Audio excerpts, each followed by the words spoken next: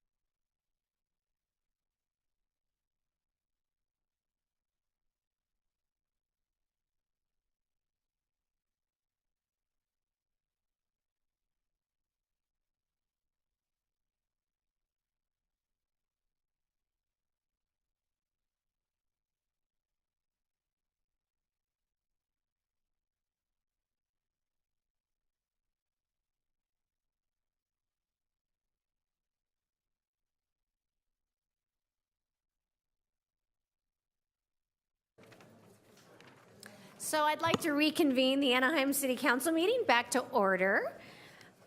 The first item on our agenda is an invocation that will be offered this evening by Pastor Stephen Schur from Kindred Community Church. Following that, I'm going to ask Council Member Bayless to lead us in the flag salute. If you could all please join me in standing.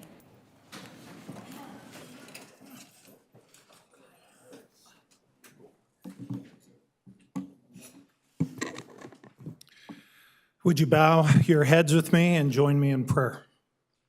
Thank you, Heavenly Father, for your kindness toward us and the privilege of approaching your throne with our requests this evening.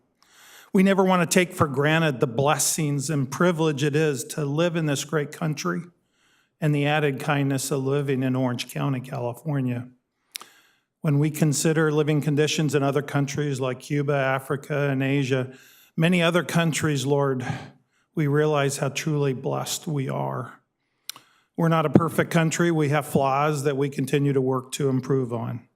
But we also recognize how you have truly had your hand on this nation and blessed us greatly over the last 250 years. We recognize, Lord, that you are not only the creator of this world we live in, but you are also the creator of life, of family, of the church and community. Your word provides great clarity on how you design this world and how we should live. Thank you for this instructional manual. We ask you to guide and direct our city, its leaders, and the actions of our people here in the city of Anaheim. Rather than feeling isolation or fragmentation, may our citizens come together, feel united, willing to contribute and participate in making better and safer neighborhoods for all of our citizens, placing a priority on creating a great place to live for their families and those of their friends and neighbors. You have provided a blueprint for us for right laws and government in your word, and we recognize that without order and structure, there can be no community. Give us wisdom on how to implement this well, Lord. And that is the focus of this meeting here tonight. Our leaders in the city of Anaheim are meeting tonight to care for the protection, the needs, and the advancement and the maintenance of a safe and productive environment for our citizens here in our city. We pray that you will give us wisdom and unity as we deal with some difficult and challenging issues, Lord. Give us open hearts and minds that will promote and accept creative and helpful ideas. Lord, I pray that you will give us a spirit of patience and understanding with each other. I pray at the end of the evening, you will give our leaders joy and satisfaction in the work accomplished and the privilege of serving our diverse citizens here in Anaheim. It is truly an honor and privilege and huge responsibility to serve our families in this city. Finally, Lord, we thank you that you are all-knowing, all-powerful, and sovereign as you oversee the work that we do on behalf of this city. You are never surprised by the challenges we face nor the decisions we make. We may be surprised from time to time, but you never are. And we acknowledge that you are willing to give us wisdom and understanding necessary to address these challenges if we'll but ask. Lord, prod us to ask tonight. So again, Lord, watch over the conduct and the decisions made at this meeting, and we thank you in advance for the blessings that will come as a result. And Lord, we pray all these things in Jesus' name. Amen. Thank you. Put your right hand over your heart. Repeat after me. I pledge allegiance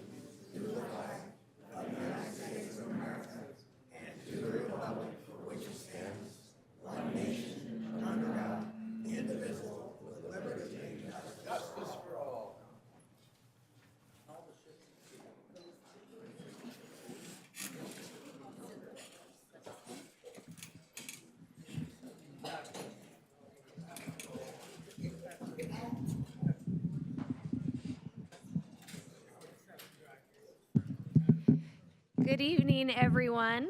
I have the distinct honor of starting our formal presentations today by celebrating the 100th birthday of Mr. Frank Meiser.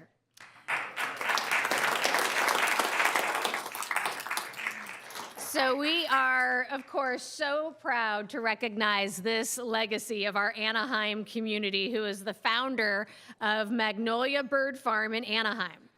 Since the early 1960s, Frank's Anaheim business has proudly served Orange County pet stores for bird breeders. Frank's journey started working on the railroad, but his true passion took flight in 1956 when he began selling birds and bird supplies. Magnolia Bird Farm carries more than 100 types of birds. A rare breed himself, Frank will celebrate his 100th birthday on October 13th. And as a fellow Libra, we're the best, right? Good. Yeah, I'm October 9th. Yeah. So this is a personal milestone that inspires all of us in Anaheim. We wish you one happy 100th birthday, and thank you so much for everything you do in making our city proud. Can you please share a couple words with us? Anaheim has always been my home. I was born in at a hospital right near Anaheim High School. The building is still there. They're rebuilding it, I think. But anyway, and so when I was, Anaheim has been my home. I said that. And when I was overseas, I was an Anaheim person, and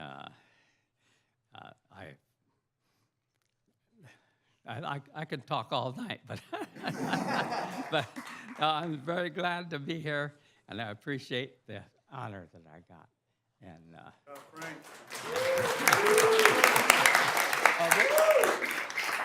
Anaheim Bulletin. This is my claim to fame, Anaheim Bulletin. They're free. That's awesome. Well, happy birthday. If I could sing, I would sing you a song. But I have one of the worst singing voices in the city of Anaheim.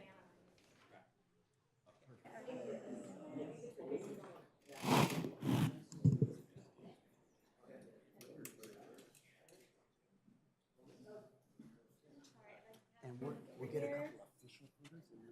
Okay. Perfect.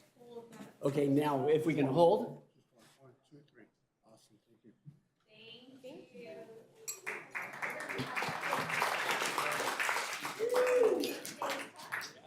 We're almost twins.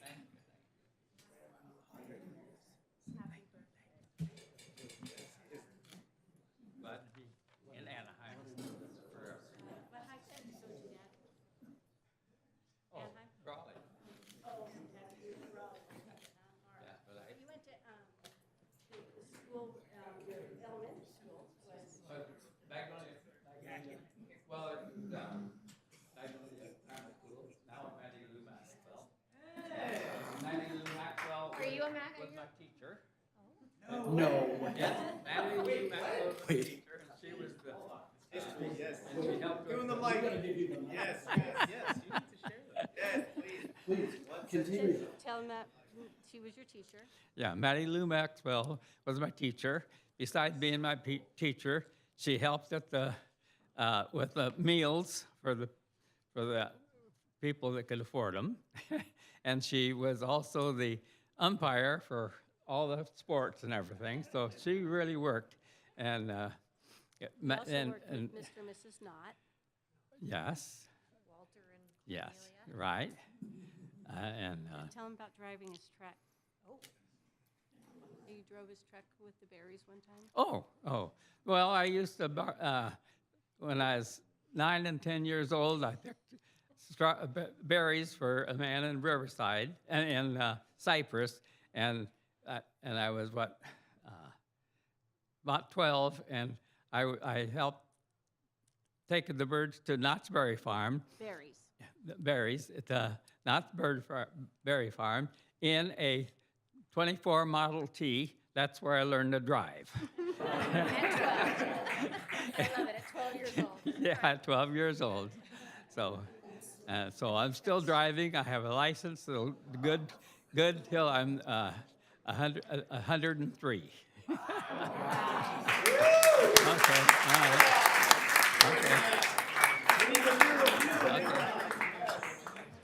I love that. I can't get my 16-year-olds to drive. He's driving since 12. And I just want all the Anaheim kids to know, it used to be different in Anaheim, and you could drive when you were 12. I learned how to drive when I was 12. I do not recommend doing it. It was a different time. There were not any other cars. No, you were more likely to hit a horse.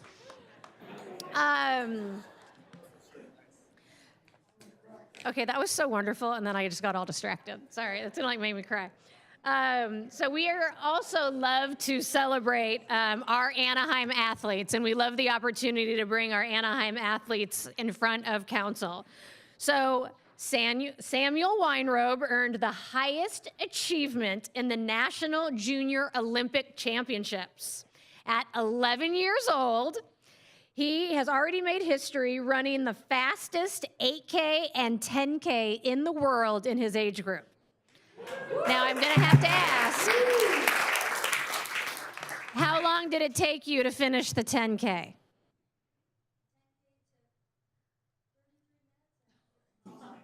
So like what I do in a mile, 33 minutes a mile, you did a whole 10K. I love it. So as a runner myself, a lifelong runner, I can assure you that Samuel is not only a heck of a lot faster than me, but is going to be part of a wonderful sport that you're going to be doing even when you're my age. So congratulations on this amazing achievement, and please keep making Anaheim proud. Could you come join us?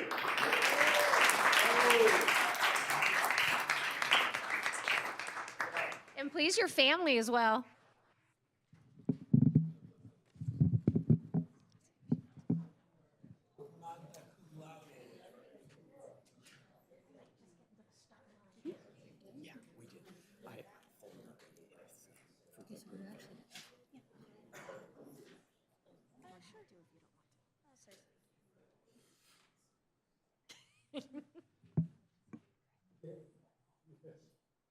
I would just like to say thank you, Anaheim, for celebrating me, and thank you to my parents, coaches, teammates, and family that have supported me throughout the year and have pushed me to be my best.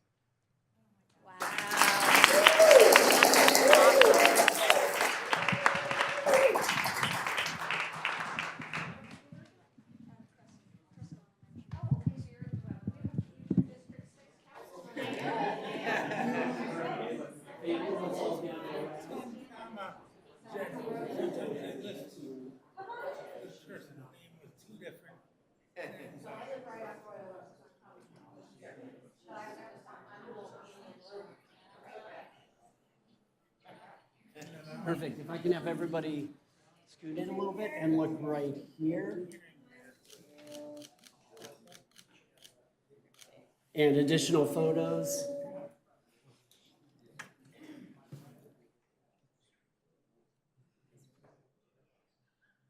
Okay, smile. Thank you. Congratulations.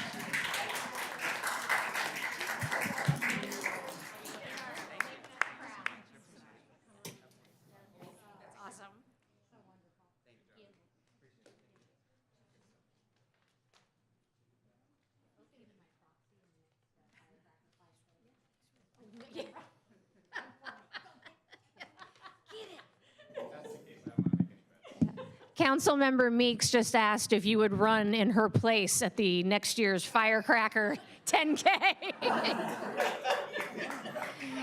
That's a smart lady. That's thinking outside the box. Right?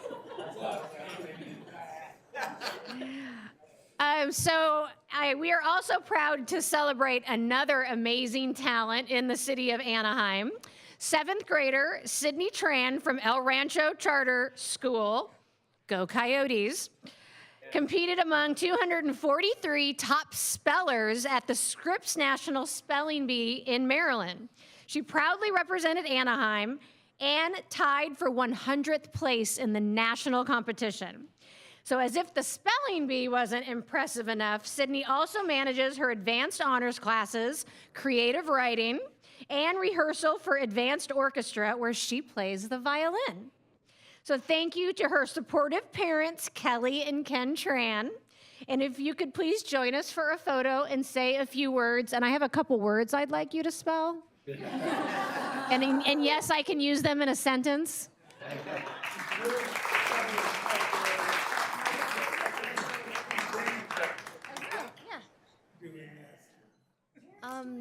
Thank you for honoring me here today. Thank you to my parents for getting me to where I got at the Scripps National Spelling Bee. Thank you to El Rancho Charter School for providing all the resources to go to the county bee, and thank you for everyone at the Orange County Department of Education for providing all the resources to go to the National Spelling Bee. And also thank you to my friends and also my teachers and everyone at El Rancho who supported me through the whole process, which started in December. Yeah.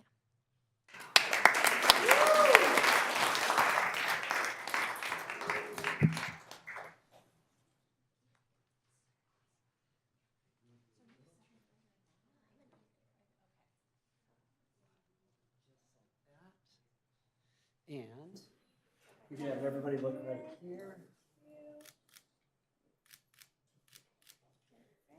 Perfect. Thank you. Congratulations. One.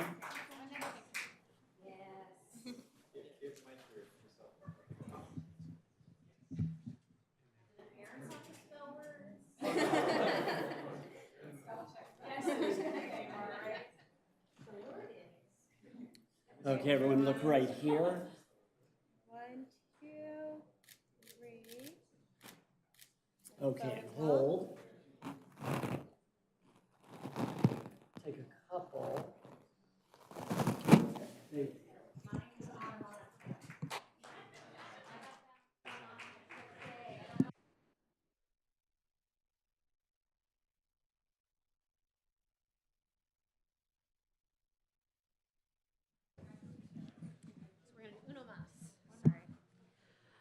So we also have another Anaheim, I should just say everyone that lives in Anaheim is a treasure. So when I keep saying that, we have another Anaheim treasure here today in Mr. Frank Castillo. He is going to be accepting the recognition at a later date for Hispanic Heritage Month.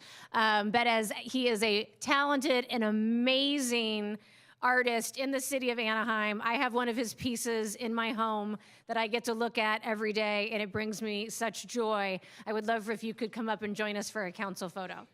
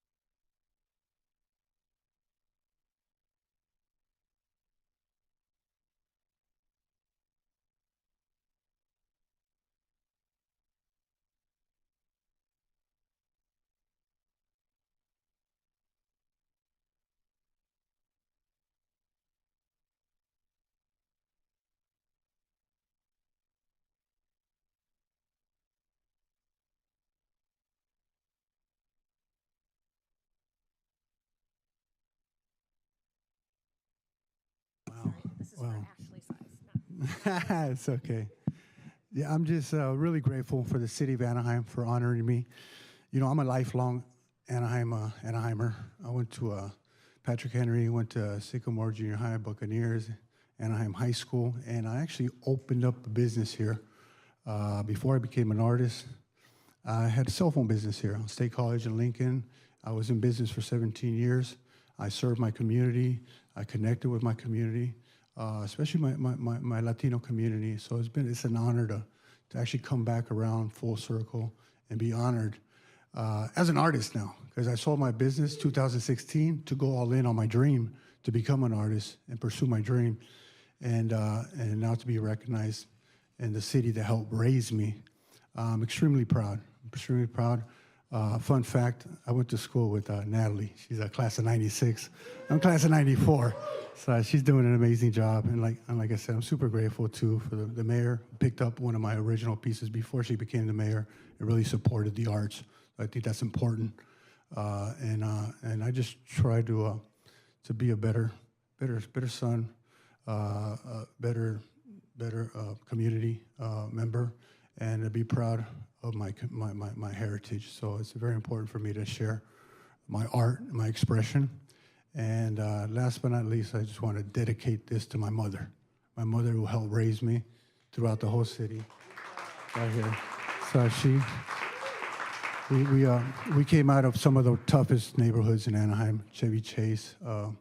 That was no joke back in the 80s. So to be able to come out of there, and it's all because of her and her love and her compassion, my siblings and my dad, who's in Mexico right now. So I'm extremely, extremely proud to be an Anaheimer. And make sure you check out some of my work at Day of the Dead. I'll be posted up doing workshops with the community, free workshop with the kids. That's one of my main priorities, to give back, to connect with the community, and be able to bring value. So thank you once again. City of Anaheim, feels great to be honored, and I appreciate you.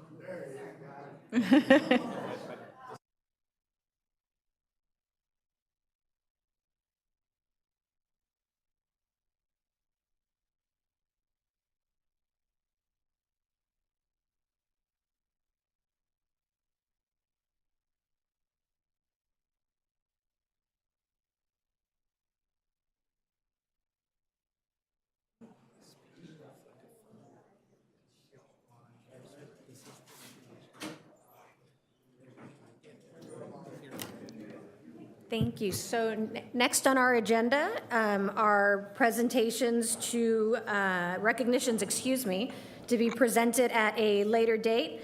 Clerk, could you please announce them? Yes, Mayor, thank you.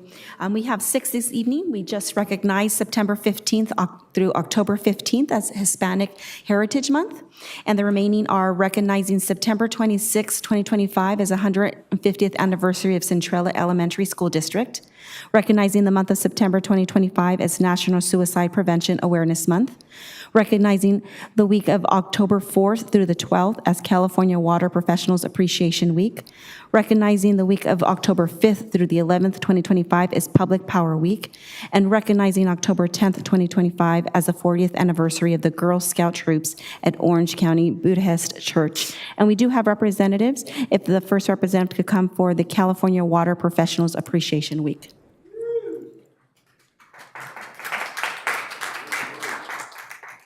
Oh, thank you.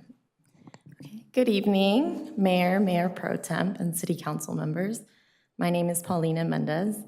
I'm an assistant engineer with the Water Service Division for Anaheim Public Utilities. I'm part of a team that reviews plans for residential and commercial development projects to ensure that our water system can support potable water and fire suppression needs. As part of California Water Professionals Appreciation Week, we appreciate the opportunity to highlight the important role of water industry professionals and local public water agencies in ensuring safe and reliable water service for the Anaheim community. The city's water system was established in 1879, and for well over a century, water professionals have worked diligently to improve our water system as the city has grown. Our water supplies are precious, and we want to remind our customers to be water smart and take advantage of efficiency programs and turf replacement rebates as ways to conserve on utility bills. For more information, we invite our customers to visit anaheim.net/BeWaterSmart. Thank you for your recognition of California Water Professionals Appreciation Week. And Mayor and City Council, we also have a representative for Public Power Week.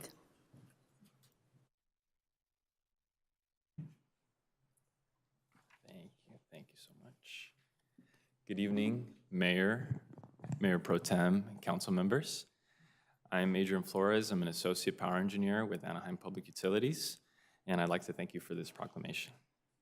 Public Power Week is celebrated nationwide by more than 2,000 communities who own their local, not-for-profit electric utilities, just like Anaheim. Our mission is to provide reliable and affordable electric service while also showing our customers that beyond keeping the lights on, we are deeply committed to being actively involved in our communities. This year, we're kicking off Public Power Week on October 8th by hosting a field trip for 100 4th and 5th grade students from Rio Vista Elementary School at Center Greens Park. The students will learn how electricity is delivered to their homes, explore important lessons about staying safe around power lines, and discover career opportunities available to Anaheim residents. I can personally attest to those opportunities, having started as a Cal State Fullerton intern with Anaheim Public Utilities. I'm now working on major capital projects to improve and expand the local grid. Public Power Week is a chance to inspire the next generation to see all the possibilities in public service. Again, thank you for this proclamation.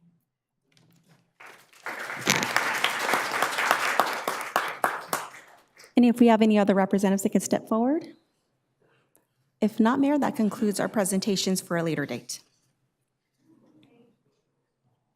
Thank you. And Clerk, do we have any additions or deletions to tonight's agenda?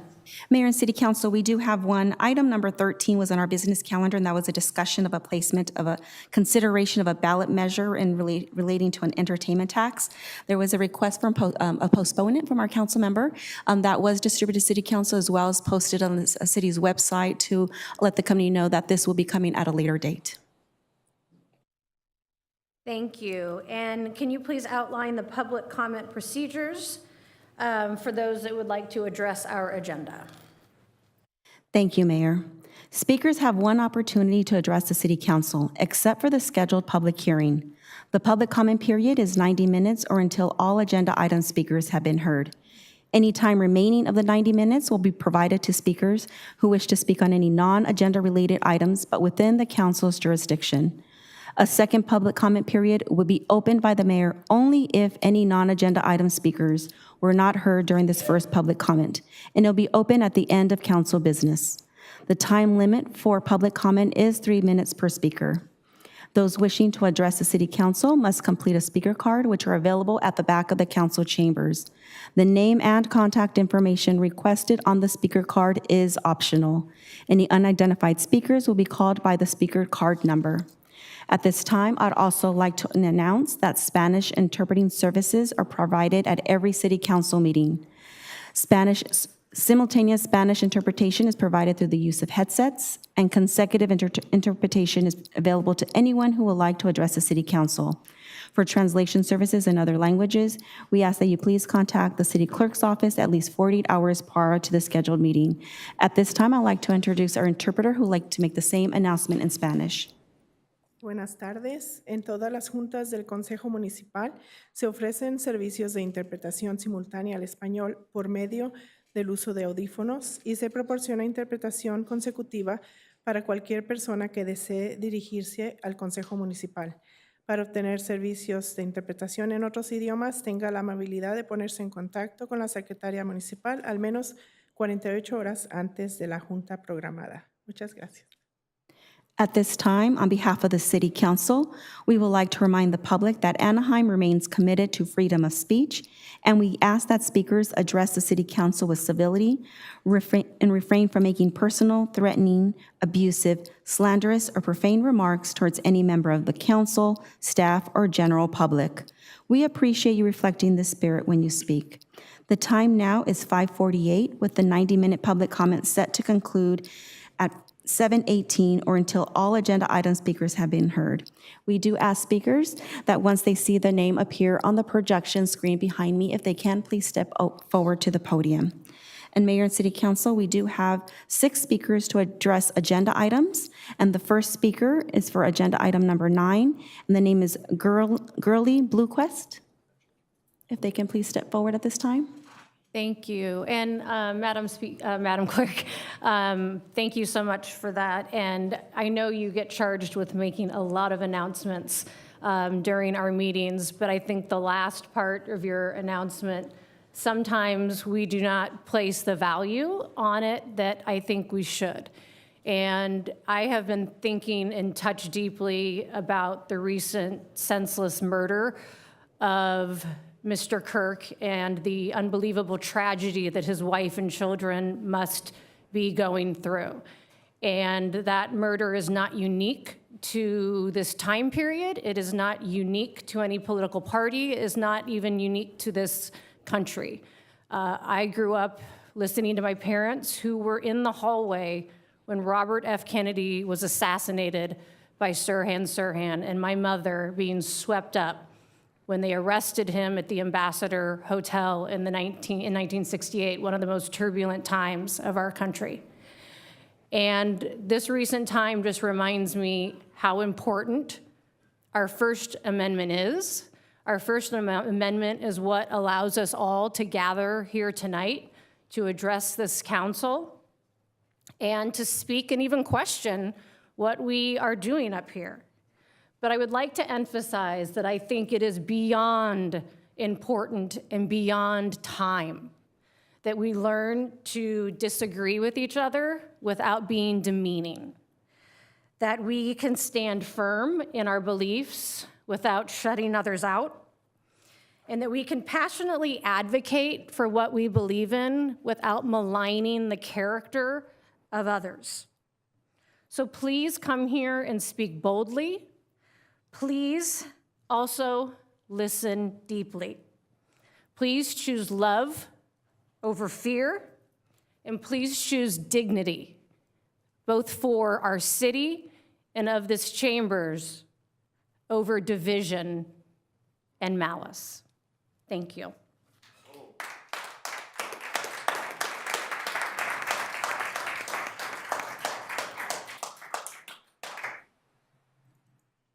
Gurley would like me to speak before her. We're kind of together, and I'm going to speak before. If that okay? Okay, go ahead, Mr. Collins.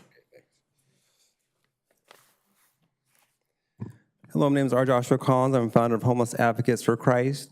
And first, of course, want to encourage everyone to give their life to Jesus Christ, who died on the cross for us, to save us from hell, to give us everlasting life.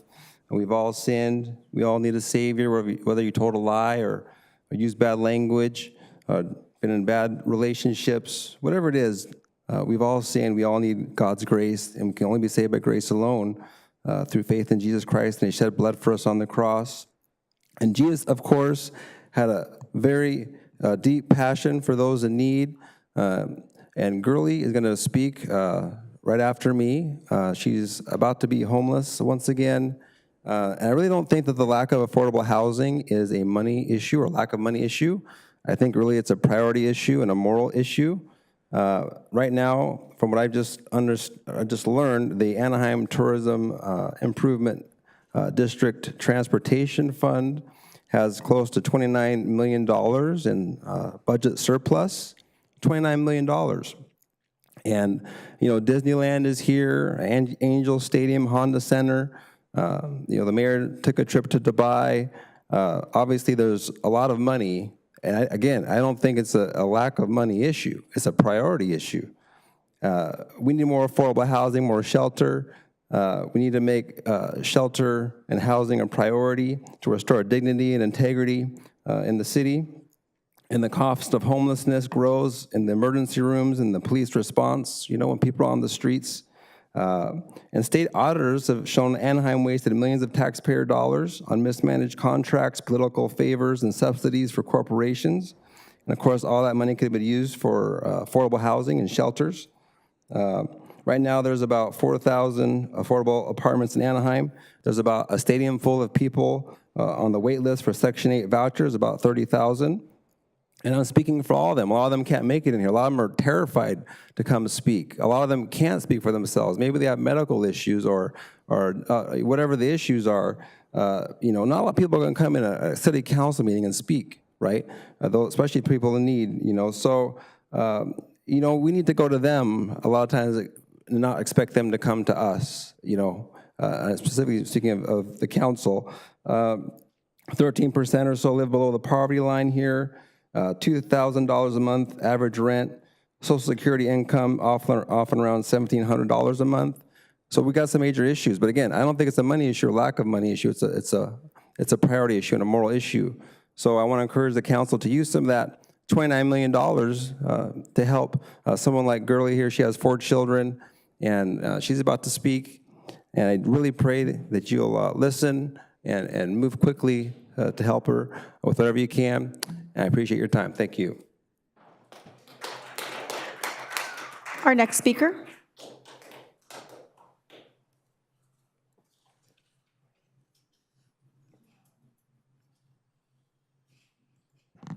Hello, everybody.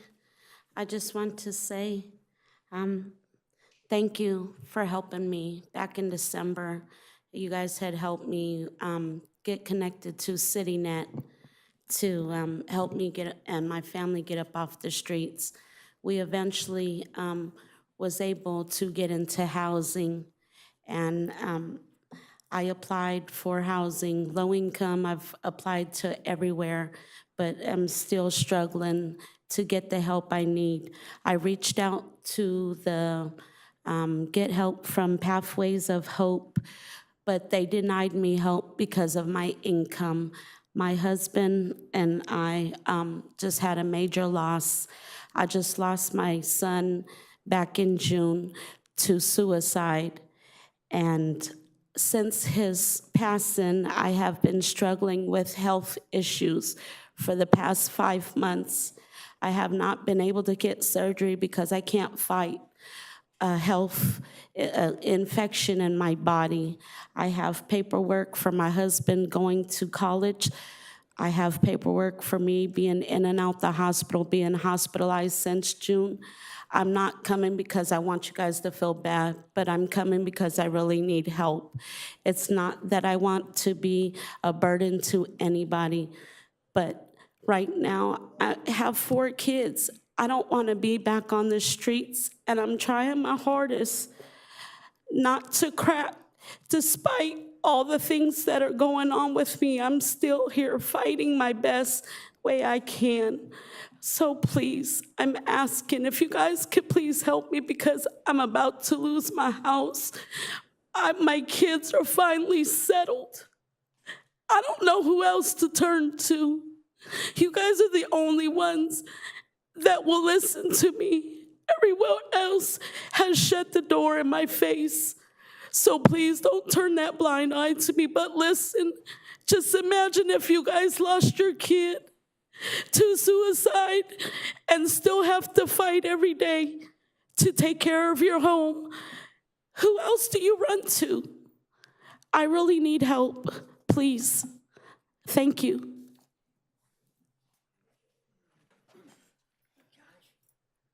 Our next speaker, Paul Hayek. I'm Paul Hike. I have a recommendation for the housing situation. Go to HUD, see what they have in foreclosed homes or confiscated homes, and they can be purchased by the consumer for as little as $1. Now, they're as is, they'll need some work, but that would give them a place to stay.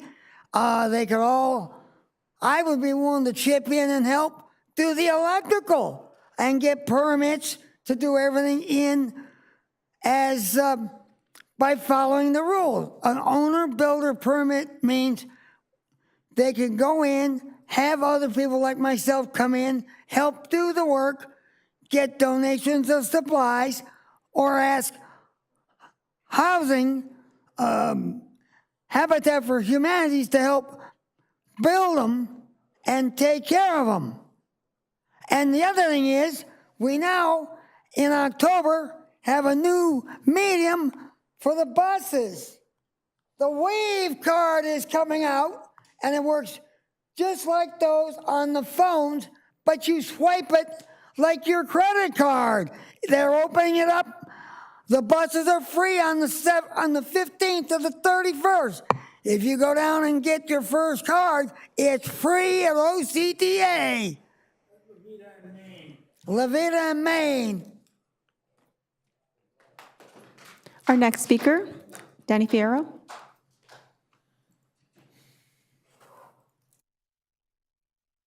Good evening, Mayor and Council. Thank you so much for having me tonight. Danny Fierro with the Orange County Hotel and Lodging Association.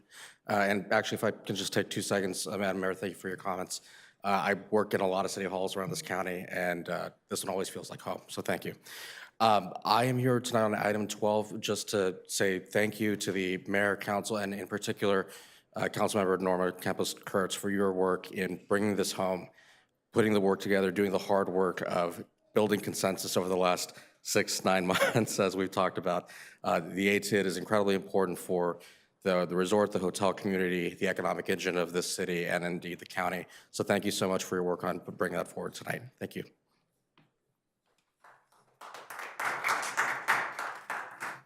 Our next speaker, Paul Sanford.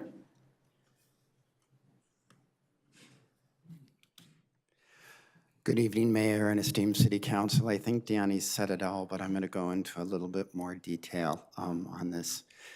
First of all, thank you all for making time to meet with me over the past 2.5 years when we started embarking upon this down payment assistance fund and trying to listen, as our mayor has said so eloquently tonight, is what we need to do. And I have been listening for about 30 years here at the dais. And tonight, we have the opportunity to make a difference in our workers' lives. Generational wealth is usually started through home ownership. I have employees that have worked for me for 25, 30 years. Wincombe prides itself. I'm not a pat on the back, I'm just saying we pay the highest rates in the resort, far above Measure L. We have 401k programs. For our starting wage is $25 to $26 an hour for a first employee, and it goes up from there for non-tipped categories. So you can simply do the math. When you have 2 employees that are making that kind of money with overtime and getting a 4% match to their contribution, they've saved down payments over time. This was a little easier to do back when FHA wasn't around and prices are high, but this program is going to make a difference. There are hoteliers like myself that have staff members focused on how we're going to implement this down payment assistance program along with 401k loans and such to make it generational wealth, not generational suffering. My concern is, I hope and I ask that you give 70% of that fund to the down payment assistance fund, because rental assistance is very necessary, but we all know what happens with rentals these days, right? If you have a sick family member, the landlord doesn't let you bring them in. If you need another bedroom, it costs $1,600 to $1,800 a month, more than the smaller unit you had. So I first of all want to thank you for this monumental evening. My heart is full. Councilman Kurtz, you've been a warrior. It hasn't been easy. I thank you, but we're changing the format today, not only for Anaheim and the resort workers, but this is going to affect resort workers and programs throughout the U.S. So I commend you. I thank you. Please have confidence that we're going to do the right thing and we're going to grow this fund and we are going to make a difference. You're an amazing council. I adore you all. You're all very talented in different reasons. So thank you, and let's knock this one out of the park and change the paradigm for our workers and generational wealth for those employees that need this assistance to have security and to move forward with their lives. Finally, thank you.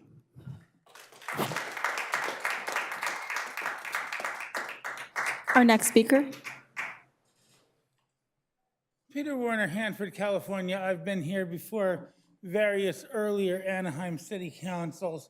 I'd like to have the District 1 representative visit my mother in the Anaheim Crest Nursing Home on 3067 West Orange and see if there's any programs besides OC Wheels through the senior center that this city can offer my mother. She came up here from San Diego County because she thought she would have it better up here.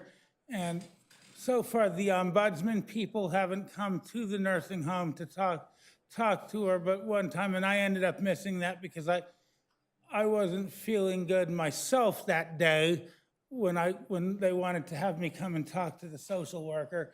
But I told her I would try to get the elected official that is in charge of that area of the city to come and speak to her and see what the city could do to help her and make her feel more welcome here in Anaheim, since she ended up a patient of West Anaheim Medical Center for 2 weeks because there was a bed bug problem in a Garden Grove group home where she was living. And we couldn't get a hold of the city of Garden Grove to go and address that health concern. So she took matters into her own hands and ended up in West Anaheim Medical Center, which is in your District 1 council member's jurisdiction.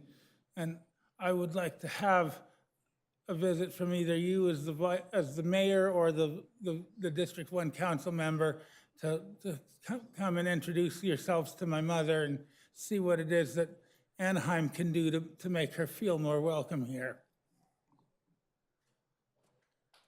Our next speaker.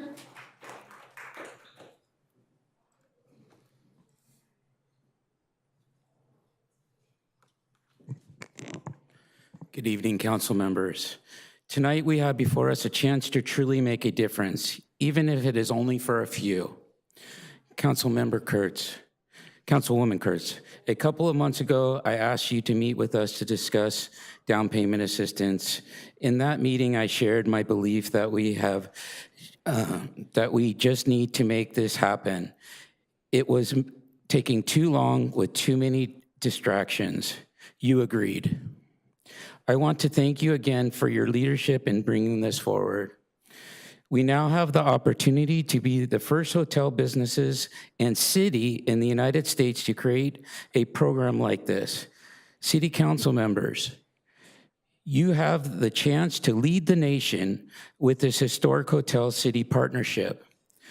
I will challenge other cities to follow.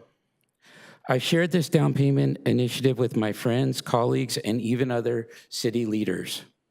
Almost every time I hear the same response: this really isn't going to do much to solve our housing crisis. And they're right. It won't solve the entire crisis, but it will make a difference for someone. We have a group in the city that goes out every Wednesday to feed the unhoused. They buy food themselves, they prepare it themselves, and they go out and serve it. Does it end hunger in our city? No. But for the one day someone doesn't go to sleep hungry, maybe they even find enough strength to think about how they can help themselves the next day. Let me leave you with this story. Some of you may have heard it before. It's about a boy who was walking along the beach, throwing starfish back into the ocean. A man came up to him and said, "Why are you doing this? There are so many starfish out here. You'll never make a difference." The boy picked up another starfish, threw it into the water, and said, "I made a difference for this one." Tonight we have the chance to make a difference for someone, and that matters.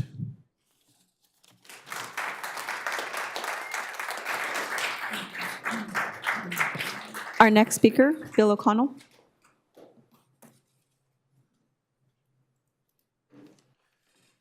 Good evening, Madam Mayor, Mayor Pro Tem, and fellow council members. First of all, Madam Mayor, thank you so much for those those appropriate words that you stated before comment section we started this. It was really appreciated. I'm here I just want to thank you all for advancing the Anaheim Tourism Improvement District, and especially Councilmember Norma Kurtz for all of your hard work and effort to get this to the finish line and advance this. So on behalf of our family and the other partners in the industry that we work with, which would be the Stovall family, Lemire's, the Patels, we really want to thank you all for moving this forward. Thank you.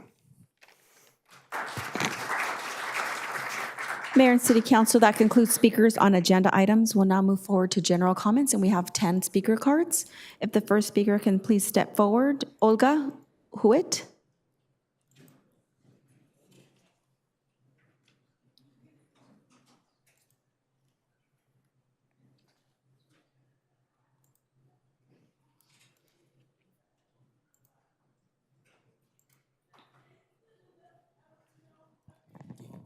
Buenas tardes, miembros del concilio. Mi nombre es Olga Hue. Voy a leer mi comentario.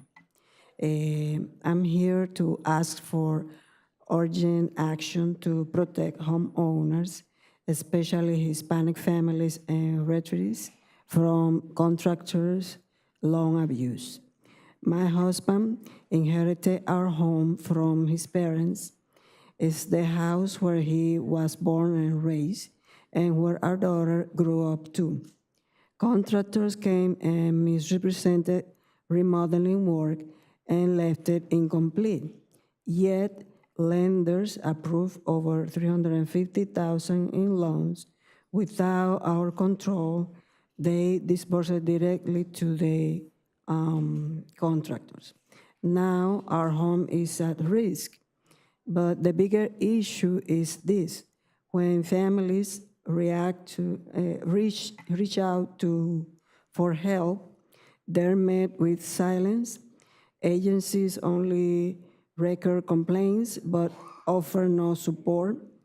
Victims are left chasing answers across 1,000 departments, waiting for days or weeks, only to be told nothing can be done.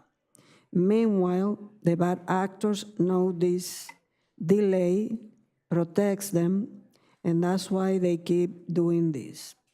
What we need from our city is immediate help the moment a complaint is filed, and a one-stop resource center for homeowners in distress, and city-led outreach to educate and protect vulnerable communities, because help delay is help denied, and we need to make Anaheim City a city that defends its family before it's too late.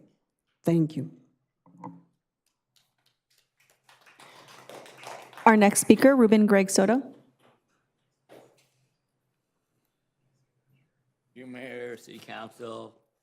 It was nice seeing you, Carlos, over there with Lou Correa, and he told me he will work with me. And I miss Mr. Knott, or Cott, Paul Cott. He said he's glad to see that I showed up there. But anyway, I'll get this done my way. This is at a park. It's wood chips in the playground in Anaheim, Majestic Park, where I used to walk home and watch the fights. Not me, other guys thought they were bad. The wood chips. I work out there because I get kicked out all the places or try to work out. So I jumped off when I was working out, and it stuck in my foot. I didn't notice it until I got on the concrete, and it's like it almost went through my shoe. That needs to be taken care of because it's going to get his eye poked out or something. And not only that, I wear this shirt and people think it's cute, but like a Harvest Church kicked me out because they don't like gays or lesbians. Well, I don't judge you, so I do. I mean, lesbians. But anyway, now I went and got my hair cut again to the Asian place, Magic Cuts, and they're the ones that got me arrested with my 2 items, but nothing ever came about it because I got freedom of speech, and it's like I do for a reason. Now, I went and got my hair cut, gave her $20, $12 haircut, and she gave me one of them items back. So there you go. And we all know what we're talking about. And now, no brother ever helped me in the church, no cop, no man, mostly ladies through my hardest times. Well, I bought my car, they took it away, police took it, Fullerton PD, took all my crap again, got stalled all over again. But the place I bought it, Robert, he's African-American from Africa. He lets me stay there. I do errands for him. I got a bathroom now. I'm like security for him at night. It's a bad area, a lot of Hispanics, drug dealing all around there. But I don't say nothing. But you know what? It just shows about your church and your brotherhood what they really are. This man's from Africa, and he's taking care of me, slides me with water, money when I need it. But you know, it just shows how Americans are, and other people from other countries go there, and they take care of me. And I'm talking to a lot of people that go there that service their car there, and they're calling me, "You're like a miracle, Ruben. You're like, you know, something special." And these are church Christian ladies and young men. So anything anybody does, it's gonna come back and get you anyway. So anyway, thank you very much. You need to take care of that before you get sued. Thank you. Our next speaker.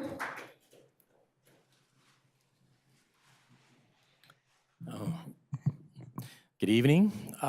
Just wanted to further the last city council meeting. We were talking about the vendor issue. I just want to bring up to you guys information. So I worked on it for 12 years as a volunteer in the community because I saw what was going on. I was given a police officer as a liaison to work with me, and also in code enforcement and health department issues. So I was having trouble to see that these people filed for their permits, and they were qualified, the vehicles, everything, health-wise. And again, I spent 12 years every day, for 12 years, every day with a problem. So every time I got a ticket from these people, sometimes 14, 15 tickets, and one tow away, but when I would take them to the police department or the code enforcement at the time, they would void them off because they weren't legal tickets. I just wanted to inform you that, you know, trying to work with this community, that they service the community, they're really helping, and we only supported the ones that were without violations on them or anything, any troubles. So we don't say everything's perfect, but there was a lot of things that were, my question to you guys was, there was things that were put together to put what these, how do you say, the laws to prohibit them from parking, and we were dealing with that, with all the issues, and the solutions weren't really working that well, other until after 12 years, and then code enforcement considered, I'm not gonna say too many things, they stopped, and then it just went pretty easy then, and then it started again.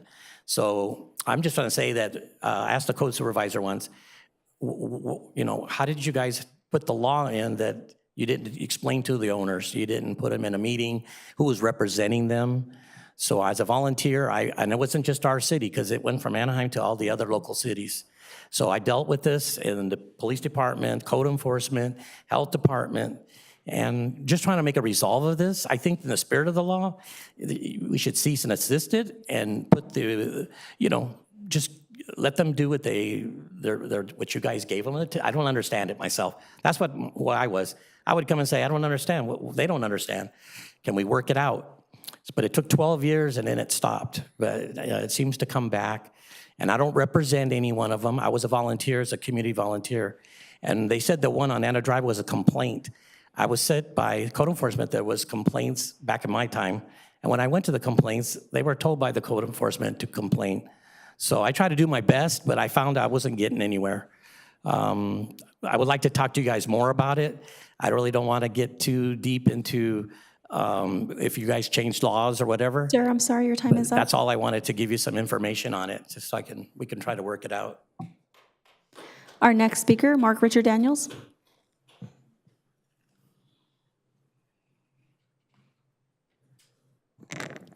Late Saturday night, this past Sunday morning, my brother, who's 4 years older than I am, and I was his caregiver for past couple of years. I help him clean, and he was disabled. He passed away sometime in the night, and I found him the next morning, but he was at peace. You could tell he just died, without any struggle. He just laid on his side and died at his apartment on Lincoln. And just the idea that going through life without him here. He suffered from osteogenesis imperfecta, which is a brittle bone disease. And he broke his leg like when he was not even a year old in a playpen of all things, caught his leg. And mother and father, who are gone now, they took him to the doctors, and the doctor said he's got a broken leg, and he was probably not, he was just barely walking. And all his life, he would have to endure, physical pain that a lot of us could not even imagine. And he lived to be 71 years old somehow, because they never expected him to live that many years. And there were times he broke his leg, and it was always the femur bone, which is the largest bone in the human body. And his foot would be up here on his shoulder. And I still have images of that. Now it was 1974. I can still picture him laying on the ground there. And it just unbelievable struggle that in the past few years he was in a wheelchair. And I would have to take care of him. And he just was in a miserable state, and it's almost like now he's free as a bird. And it was interesting that Mr. Meiser was here, and we went, my brother was an avid bird fan. He loved birds. He could pick out birds in the sky, and oh, that's a whatever. He had bird books. And we went to the Magnolia Bird Farm in 1966. I can still picture that. And it was an old house then. It was just this like old wooden house, right where it is now. And I'd see things that I'd never seen before. I was 8 years old. A crown-headed pigeon, which they're from Australia. They're like this big. They've got these beautiful feathers. Anyways, God, peace to you, Michael, and we'll see you again, I promise. Mr. Daniels, I'm so sorry for your loss. I'll keep your brother in my prayers. Our next speaker, Timothy McDonald.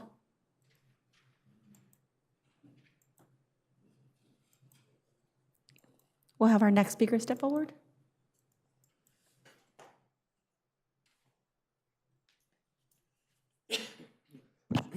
Kualitutaki, good afternoon, buenas tardes. Nitokan Masat, Obsidian Knife Clan. I want to thank the City Council for recognizing my cousin Armando Rizaba. Kristen Mas, thank you so much. Rizaba family too is very happy honoring him that way. I also wanted to take the time that when we spoke about my cousin Armando Rizaba, he's an alumni, Catella High School and Hall of Fame at Chapman University, alumni. His ex-wife was from Carlsbad, and Tatiana, we had to teach her a little bit of her Native American side. She's part white and part Native American, Mexican, Chicana, Mexica. And so we did that, and it was healing for us. It was healing for her. I know my cousin Armando would have loved that, and it happened. And at the same time, when we were at the viewing, I said, just like how we raised money, our white allies that are here, it was interesting to see that. You raised money, more than almost $40,000 to bring his body back from Mexico, back here. They found him, he passed away, they found him dead in Mexico.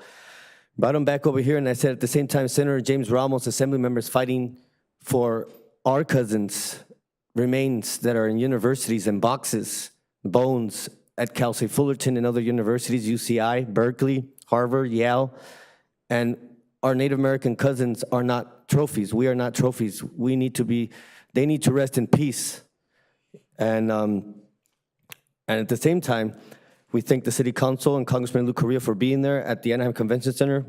I had to get this tooth done, and it's working. It feels good. There's no more pain. But there's still psychological pain, trauma to our people. Just like in what happened in Utah, the death that happened there. Just imagine what we Native people have been going through. And look what ICE is doing. And we told Congressman Lou Correa, we appreciate your standing up against ICE.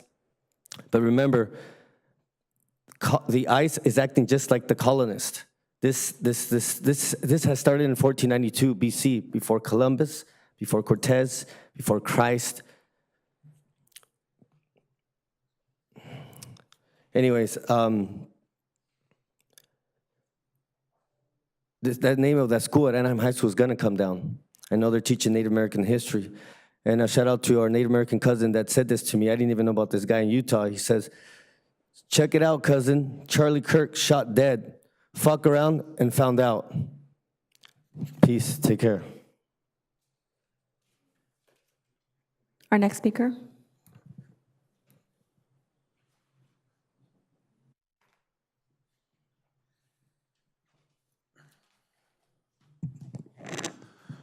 Matthew Duncan, California Wildlife Protection Alliance. I want to quickly just make mention tonight of an urban wildlife situation that has developed here in North Orange County over at Cypress College. A family of coyotes have taken up residence there in the last few months, and they're actually living on campus in a den. And there is a blog at Cypress College called Cats of Cypress College. And an anonymous blogger wrote the following about this family of coyotes, which consists of 5 pups and 4 adults. He wrote, Cypress College is allowing coyotes to breed and live on campus. Employees of the campus safety team are feeding them, these coyotes, and others are feeding them as well. Sounds like one hell of a lawsuit waiting to happen. Now, he writes this anonymously with no proof that there's been any aggressive behavior of the coyotes toward students or staff. I've spoken to multiple students there, certainly obviously just a small segment of their population, but none of the students seemed concerned about the coyotes. And then when they saw the video that these guys shot, it shows the puppies, then they became concerned that, hey, they better not hurt these puppies because these puppies are adorable and they're not hurting anybody. Now, this guy, this anonymous blogger, made this video, and at one point in the video, he approached the puppies, and they took off running. The mama coyote saw it, and so she approached him. And so he writes then, the mama is being very aggressive with me. No, you were the one being aggressive with her puppies, man. So what I want to do is again, I've what is his title? He's the Director of Communications for Cypress College. We've had very good conversations with him. He's on my side, I'm on his side. We're on the side of what's right. So I'm going to work because I want to talk to this blogger, and if he'll man up and identify himself, I'm hoping to have a good conversation with him. Thank you. Our next speaker, Brian Kay.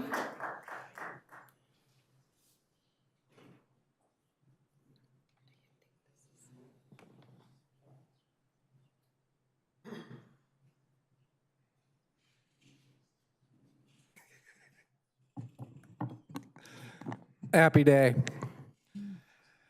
There seems to be a misunderstanding. I stand here speaking for and seeking agreement. I'm not here to argue with you. I'm not here to fight with you. You've been told a lie, and you believe that lie. You're very arrogant with that lie. And that leaves you, you're very ignorant, very arrogant, and you're angry about it. But you're targeting me, and you're targeting my family, and I'm not the only person. You do this to a lot of other people in Anaheim. Come on, you're the mayor, okay? Seriously, you're the mayor. Do you know that? D. Snyder, do you live in a house without mirrors? Do you live alone? You sit there and say, oh, don't pick on how people look. Well, you know, when you dress like that, people are going to make a note of it. When you allow cops to use the N-word and you pay them, people are going to stand here and petition you to stop that. You know, your words earlier were gold. Textbook, American, textbook Constitution, protest our leaders, and get things done right. But then when we stand here and protest you and tell you the truth so that you can make an honest decision that's positive and healthy for everyone, including yourselves, I mean, each and every one of you are uncomfortable just looking at me. And the only reason why you're uncomfortable looking at me is because Mayor Aiken up there decided that it's okay to tell a lie. It's not a very nice lie either. It's such a bad lie that he got 7 people who hate me. You know, and I'm not the only one. There's a whole lot of people in Anaheim who you've decided that you're going to hate. You know, you give out awards and you treat people great, and it looks like you're wonderful people, but you're acting more like Katrina Foley and her abusive stepfather in that lawsuit that they lost. You know, Honorable Spitzer lost a $3 million lawsuit, and it was found that Katrina Foley was abusive of women and her employees. Katrina Foley, the Foley Group, who claims to protect and defend women and employees from abusive employers, was found guilty of abusing employees. That's your best friend. Is that what your father's entire legal thing is, just fraud? Just out there saying you're doing one thing and doing another? And then when the truth stands before you, not one of you have the courage to say, hey, thank you. Thank you for enlightening me. Thank you for sharing the truth with me so we can make a better, healthier decision, not just for us, but for you. You're obviously not well, and it's because of the decisions that you keep making. We come down here hoping to seek agreement and hoping that you'll follow the law and do what's good and healthy for you and everyone else. Happy day. Our next speaker, Mike Robbins.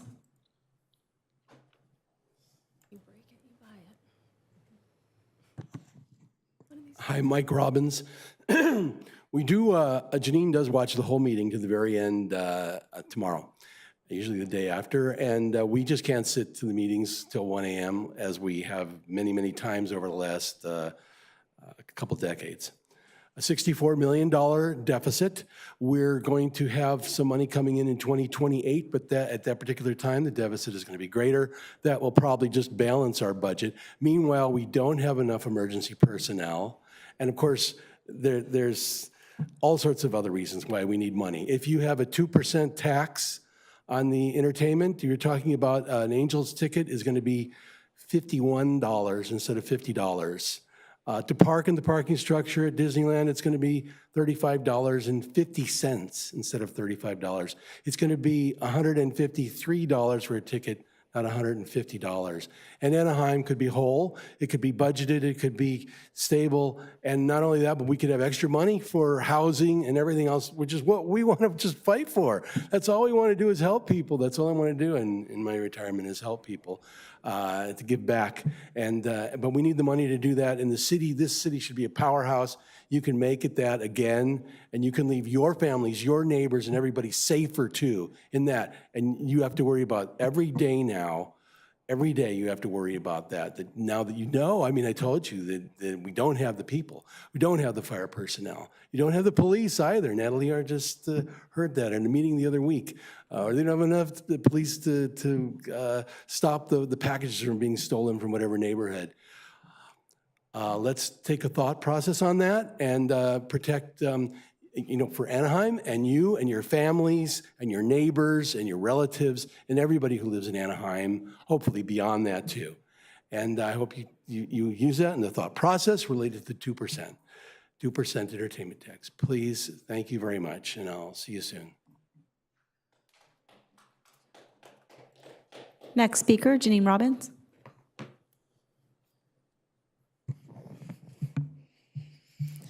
There's a few things I want to touch on tonight. First is the general confusion about why the gate tax item was pulled from the agenda without a rescheduled date. I personally think it was pulled because Disney couldn't marshal their minions in time to fill up these chambers as they have in the past, thereby blocking out other people from being in the chambers. See, Natalie, we were so surprised that you had actually followed through with something. You have a history of talking about something, about questioning things, and yet there's never any follow through or never any follow up. Back to the gate tax. Give the residents of this city the right to vote.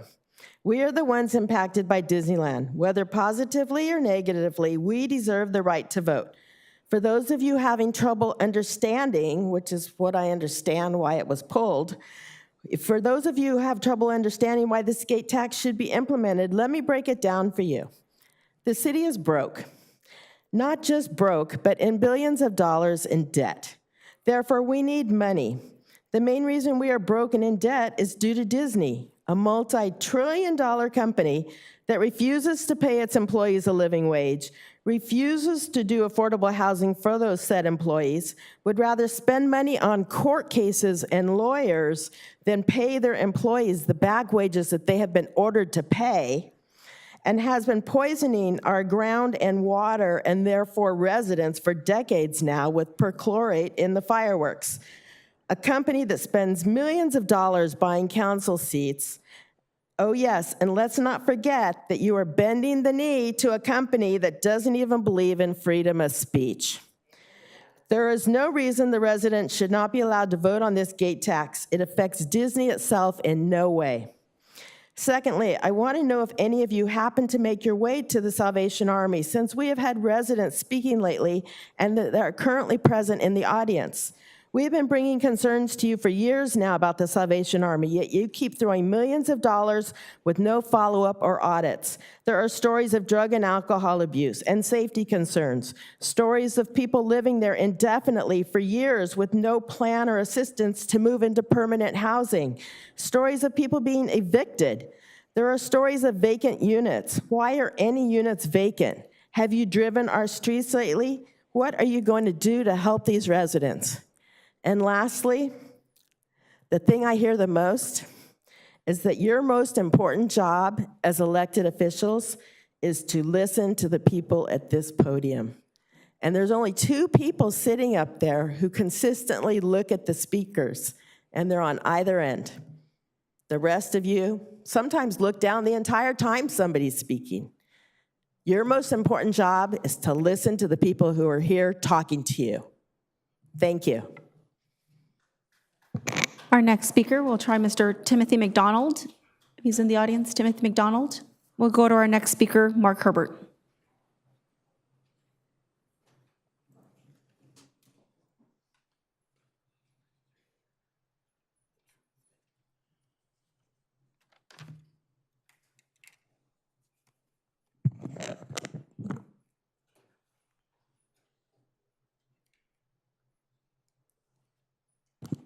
Mark Herbert, AnaheimGrease.com. In a company town, as I've said before, there's 2 doors, the private door and the public door. I'd like to look at the private door tonight. And I'd like to start with a problem with the condos at La Palma and Anaheim Boulevard. It's about 198 units.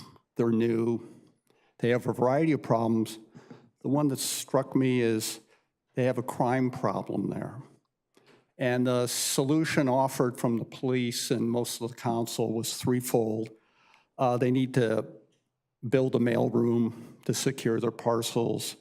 They need to maybe consider putting up a fence around the property, and then a security guard. All 3 put the burden on the residents. And as I listened to the message, I saw 4 police officers there. 4 police officers for 2 hours. I don't think that's the best use of police assignments. I think 2 would have been more than sufficient. And then I thought, you have time that have police officers since January ticketing produce trucks. Again, I don't know if that's the best use. And then the dispatch. There's 20 police dispatch positions 8 remain vacant. You're finally hiring them now, but for too long, you've been assigning police officers out of the budget. We have to do better. And let's look at the hiring of the new police chief. I looked, and in the last process 2 years ago, there were 2 separate contracts given, one for $50,000 and one for $35,000 to Bob Murray and Associates to aid in the search. I suggest in the new search, one of the conditions of the new police chief that he gives 6 months' notice before he retires, so we're not stuck in this bind again. It's expensive. And finally, ATID.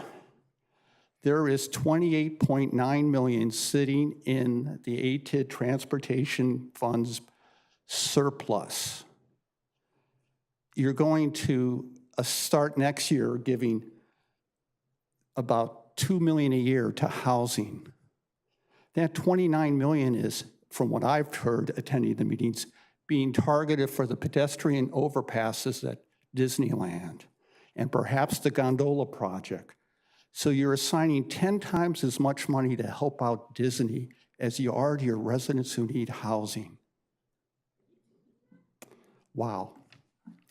I guess we look at things differently.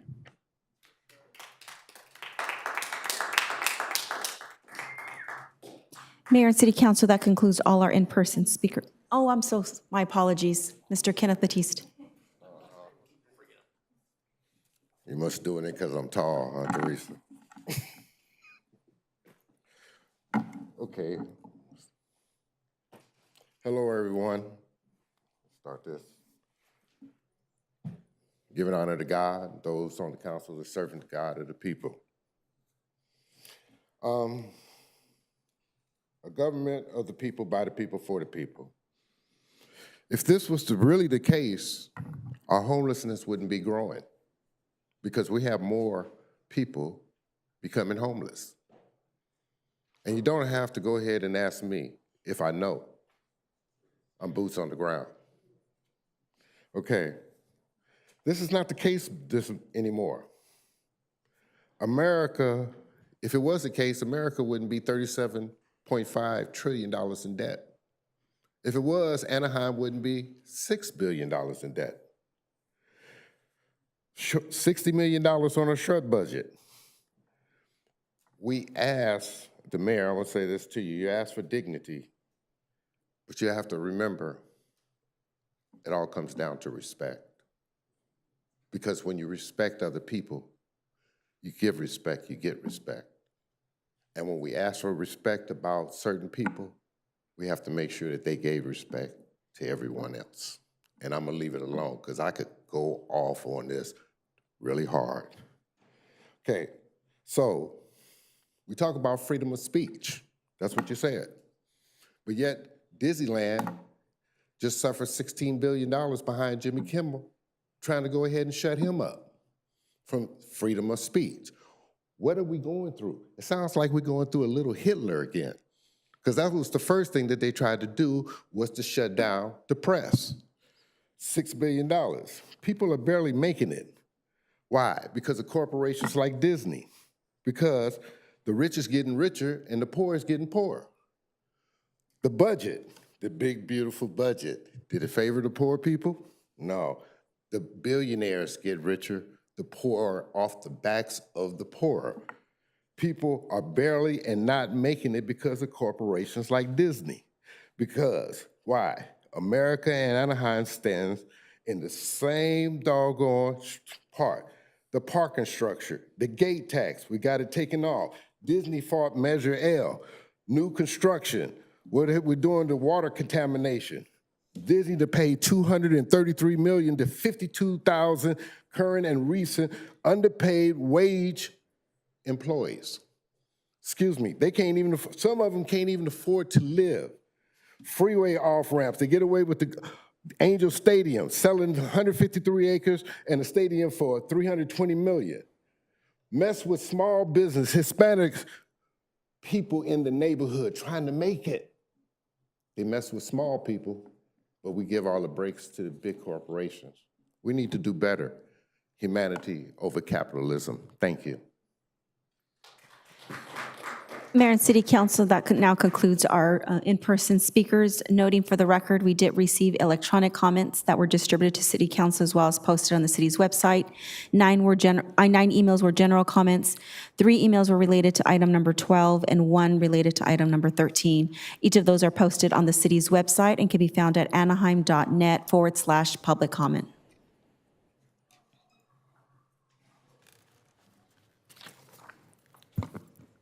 Thank you. We're now going to close public comment portion of this meeting and move to council communications. If there are any council members with something to share, please ring in, starting with Council Member Campos-Kurtz. Thank you, Madam Mayor. I think I have a couple of slides. Have some thank yous to give tonight. First of all, I want to thank the seniors that joined us to give input regarding the items that they would like us, the city, to consider for a new senior center. There were representatives from all 6 districts, so thank you very much. Boy, they gave good input, great input in areas of health and well-being, recreation, classes, what a center should include both inside and outside. So I want to tell them thank you very much for taking the time to spend an afternoon with us. In city staff, community services, fair warning, they have high expectations. Second of all, next slide, please.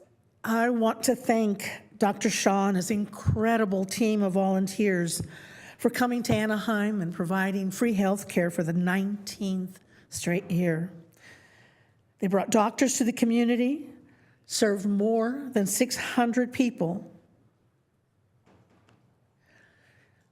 I want to quote Dr. Shaw. He very kindly reminded us that there is nothing better than helping someone you don't know and will likely never see again.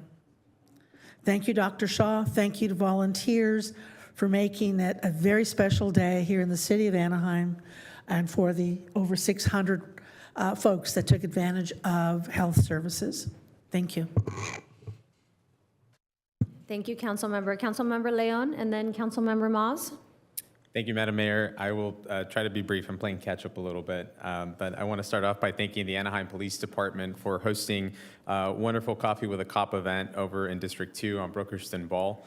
These gatherings are really an important opportunity for residents to engage directly with our officers, ask questions, and strengthen the trust and relationship between law enforcement and our community. And it's always great to see neighbors and officers connecting over a cup of coffee. So thank you to Alyssa and the West Anaheim Police team for all of your work.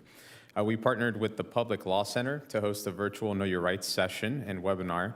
The goal was to empower residents with critical legal knowledge about their rights and responsibilities, especially in areas like housing, employment, and of course, immigration. It was a great turnout and a valuable opportunity for our community to ask questions and get guidance from experts. So I just want to give a shout out to Andy and Monica and everybody at the Public Law Center for providing their subject matter expertise.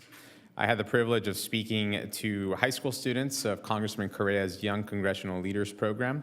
These young leaders are learning about government, civic engagement, and gaining valuable leadership skills, and it's always inspiring to see their curiosity and dedication to making a positive impact in their communities. So I just want to thank Congressman Correa and his team for the invitation.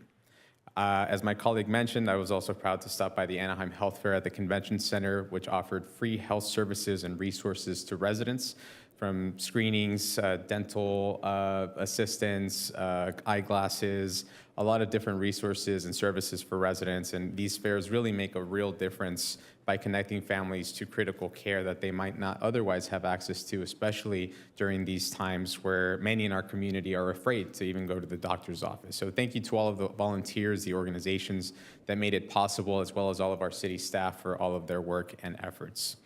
I stopped by Love Anaheim's Labor of Love 2025, a volunteer service day focused on helping families and community spaces across Anaheim.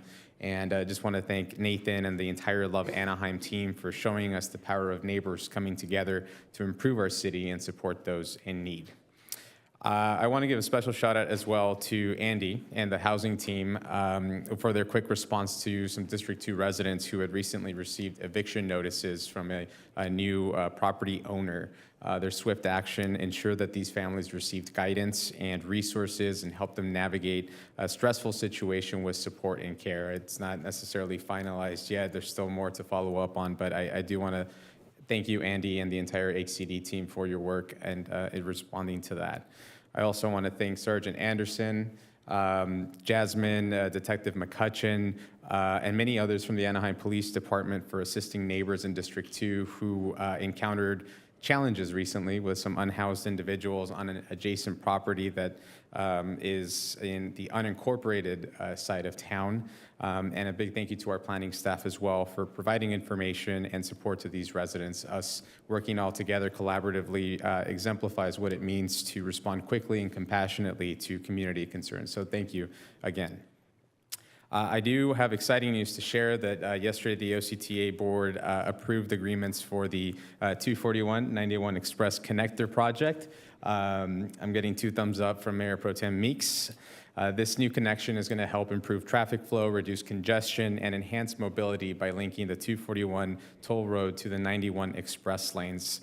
It's an important step forward. It's not going to solve all of the problems, but it's a step in the right direction, and especially for those that commute on either of those roads, as well as all the residents that live in that area on the east side of town. So excited to see that. Excited to see that break ground hopefully soon. One more step before we get to that point, but looking forward to it. I do want to share, as Mr. Hayek mentioned earlier, the Wave card is officially going to launch on October 15th of this year. It is a contactless, reloadable smart card that will help make riding OCTA buses, other transit services more convenient. It also offers fare capping, ensuring riders always pay the best possible fare. It's a modern upgrade that makes public transit easier, more accessible for everyone. And as a reminder, again, this is launching October 15th. And if you get a Wave card, you're able to ride free from October 15th to October 31st. So if you need more information, you can scan the QR code or visit wave.octa.net. If you are a high school junior or senior, please make sure to apply for the Tech Scholars Program. The application closes September 29th. You only have 6 more days. So make sure you take the opportunity to submit an application for an opportunity to potentially get a free laptop and a free tablet. And of course, a thank you to my colleagues as well for supporting the establishment of this program a couple of years ago.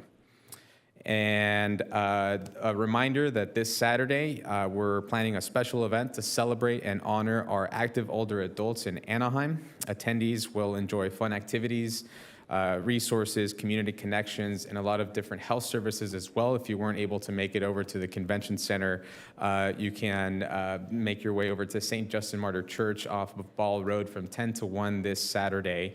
And if you need a ride, you can reach out to Abrasad Senior Transportation Services. The information is on the screen. It's our chance to show appreciation for all of our active older adults in our community, and of course, an opportunity to provide resources for those who need them. And finally, Magnolia High School is playing Anaheim High School this Friday at 7 p.m. at Handel Stadium. And I would encourage all of my fellow Sentinels, if you're available, to go on Friday at 7 o'clock at Handel. We'll be there cheering on the Sentinels as they take on Anaheim High School. And yes, it is official that I lost the last one, so I hope I don't lose this one. I'm not going to lose this one. I have an official bet with Congressman Correa, an Anaheim High School alum. If Anaheim wins, we're bringing in the Anaheim High School football team for recognitions and a pizza party. When Magnolia wins, Congressman Correa will be recognizing us on the floor of the House of Representatives, as well as providing recognitions and a pizza party for Magnolia. So hopefully we're able to see everybody there. Of course, it's all in good fun. We have great athletes from across the city, so we're hoping for a great game and some community bonding. And next week is also the Savannah game, so Magnolia versus Savannah, I believe, at Glover Stadium. So if you want to put that on your calendar. And very last but not least, because I forgot to mention it, a big thank you to Dooku and the Anaheim Public Utilities team for putting together an event at the Brokers Community Center where we're able to give away a lot of different things for residents and inform them of upcoming projects in the community. Thank you, Madam Mayor. Go Sentinels. As someone that went to a high school that didn't have a football team, I love all of my football teams equally, but I'm assuming there's some side action going on right here. One of you has to wear a hat for somebody else. I'm just saying, throwing it out there. I'm okay with that bet if Councilmember Rubalcava wants to wear a Magnolia High School Sentinel hat on the dais. I'll let you two get back to us. Councilmember Maz and then Councilmember Rubalcava. Thank you, Madam Mayor. I have a few slides to share. I also want to thank staff and everybody involved in coordinating not only the health fair at the convention center, but Maureen Richardson and her staff that serves older adults has been putting on resource fairs throughout the city. The picture on the left was from the Ponderosa Resource Fair. This coming Saturday, the 27th, from 10 to 1 p.m., we will be at the Miraloma Family Resource Center. We invite everyone to come out and enjoy the day of raffle prizes, health vendors, and free health screenings. So again, thank you to Maureen and all of the city staff who have been a part of putting these together. Patriots and Pause. So at last week's Veterans Health and Resource Conference, I had the chance to connect with Patriots and Pause, which is a wonderful nonprofit located in Anaheim's District 5. They provide free home furnishings to veterans, active duty service members, and reservists. And through their mobile warehouses, they bring these resources directly to bases like Camp Pendleton and Fort Irwin. On Saturday, October 4th, Patriots and Pause will host their 11th annual Hometown Heroes Car and Motorcycle Show from 9 a.m. to 2 p.m. at Canyon RV Park off of Gypsum Canyon and the 91 freeway. I encourage everyone to come out, enjoy the day, and support an Anaheim organization making such a meaningful difference for those who serve and have served our country. Next slide, please. Miracle League. So I want to invite everyone to come out and support the Miracle League of Orange County this fall. This wonderful nonprofit provides children and young adults with physical or developmental challenges to play baseball in a safe, ADA accessible field with a buddy system, which helps build friendships, confidence, and community. You may remember that we celebrated the reopening of the field at Pioneer Park this past spring. Thank you again to Angels Baseball Foundation for their role and collaboration in bringing this magic to Anaheim. The Miracle League's fall ball season runs through the second week of November with games on Sundays at 11:30 a.m. Come watch these athletes in action, cheer them on, or donate your time. As we know, our community is stronger when we show up for all of us. And one last slide. I wanted to comment on St. Anthony Claret Church's 70th Jubilee. So St. Anthony Mary Claret Parish is celebrating 70 years in Anaheim.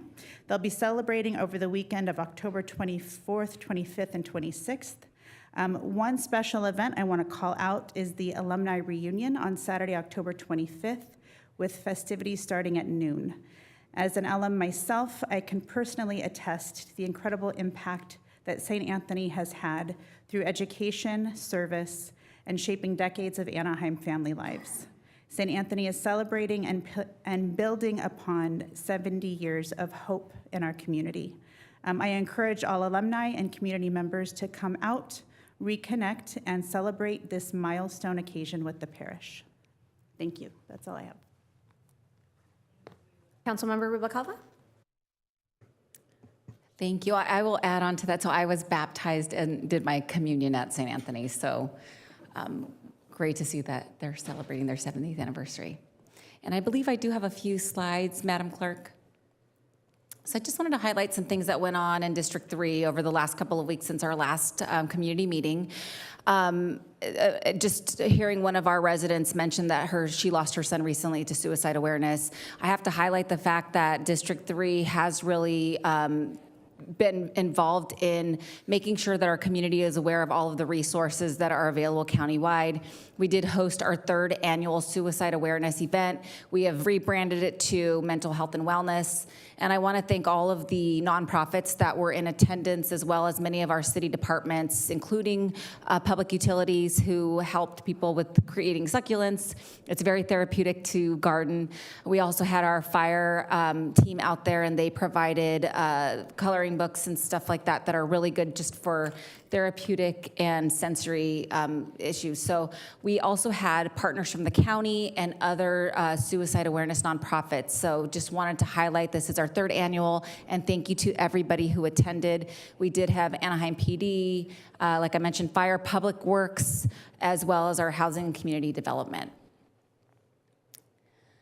I also wanted to highlight the same day, thank you, Rudy, for keeping this one on my radar, because it was because of you that I actually made it there on time.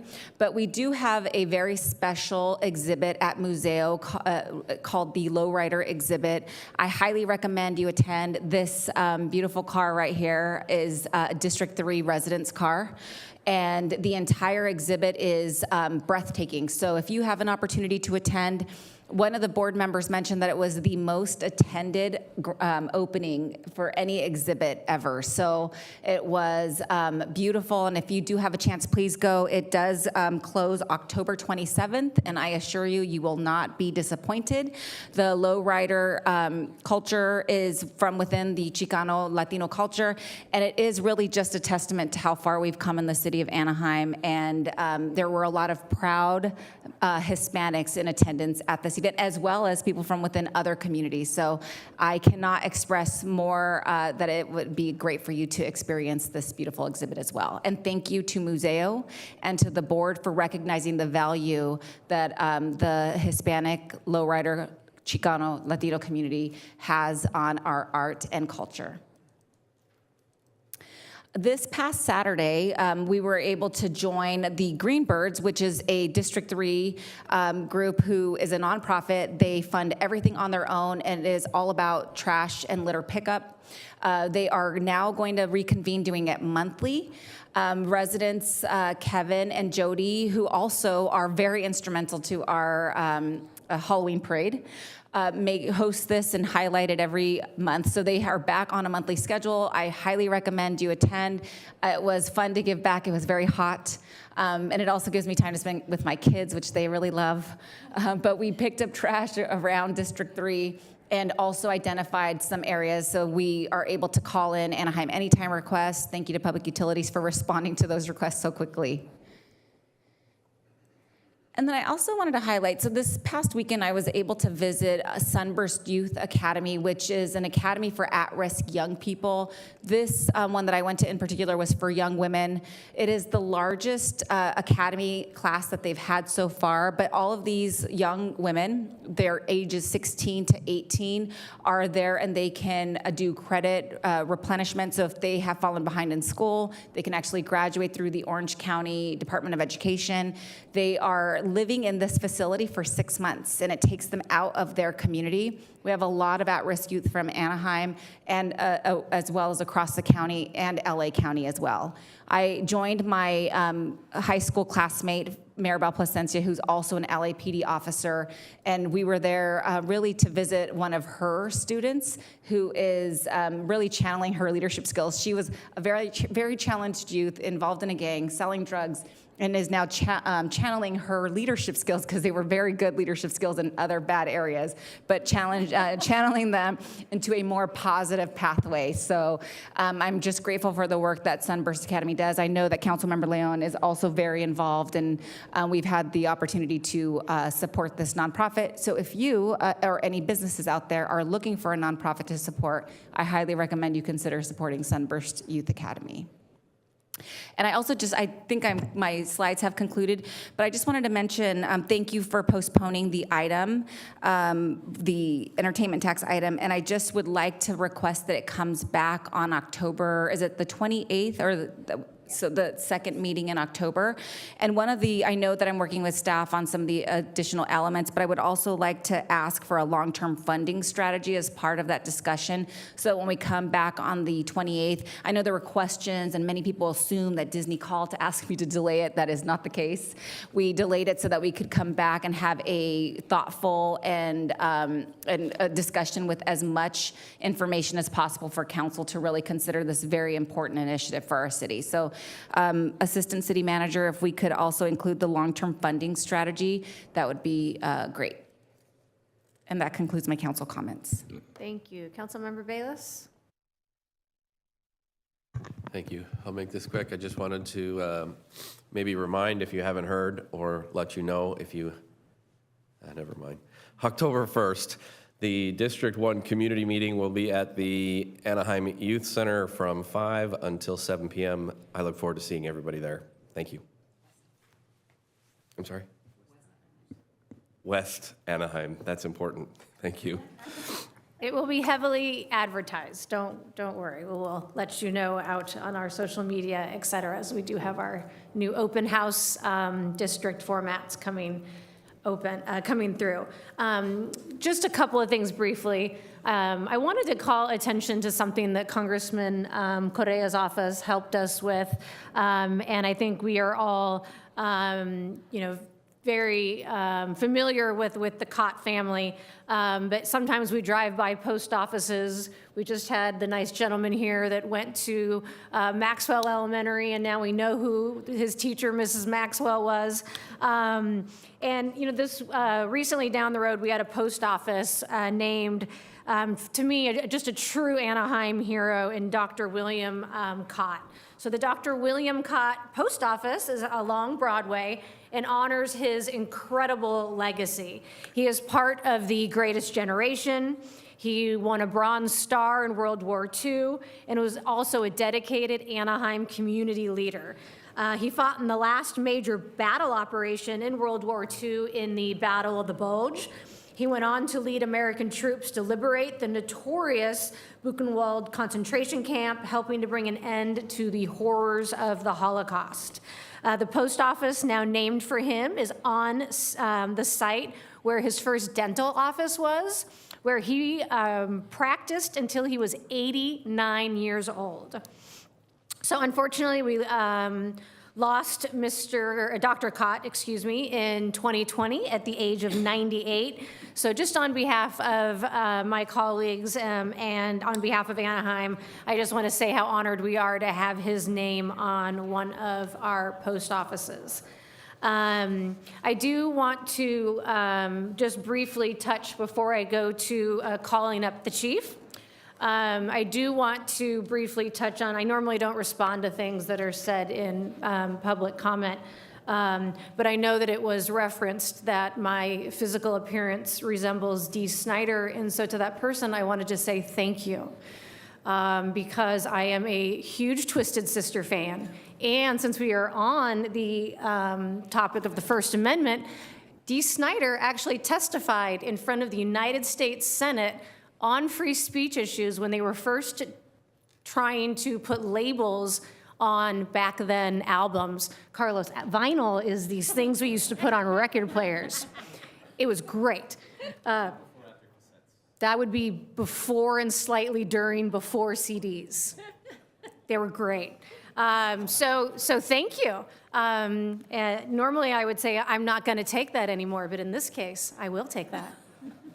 So I wanted to call up the chief for a very special surprise, because I feel like I got involved in the Orange County Fair first as their lawyer and then as a board member starting in 2010. So I was involved, almost 18 years with the Fair Board.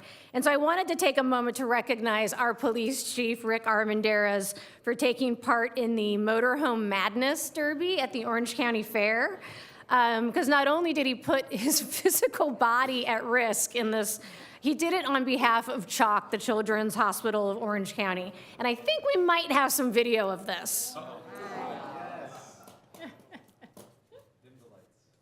Yeah.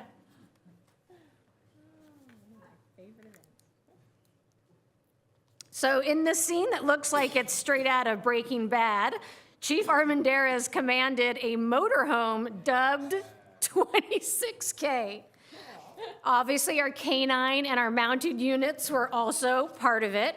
Chief Armendariz took home Best in Show, first place for the decor of our RV. So congratulations, 26K. And he finished, I believe, 4th in the race. So I actually didn't know they made ribbons for 4th place, but they do. So Can I just say, when I made this, but when I saw this, it looked much bigger on the internet. So I was gonna say you could take it home and drink a beer out of it, but I think maybe a shot, because it is quite tiny. But I wanted to congratulate you.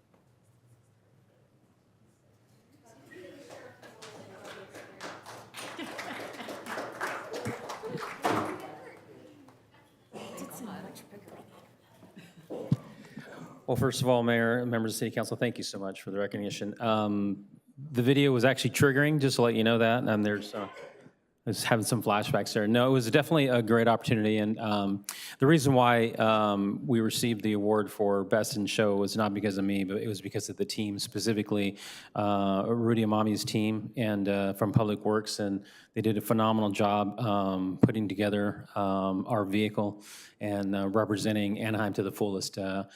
Plenty of compliments, and it's just another attribute to the amazing work that our men and women from the city of Anaheim do, and coming together. I do want to thank a special thank you to Councilmember Rubalcaba for the year previously actually planting the seed and getting the ball rolling. So, but thank you again for the support. We appreciate it. Thank you so much. Thank you, Chief. Again, I've been involved with the fair for a long time, and I don't think Anaheim has ever participated. So, yeah, it was very exciting. So I'm very happy. Thank you for doing that. City Manager, do we have an update? No update tonight, Mayor. We're now going to move to address the City Council consent calendar. Items 1 through 11 are before us. Are there any council members that would like to pull an item for further discussion? Okay, seeing none, is there a motion and a second? I'll move the consent. I'll second.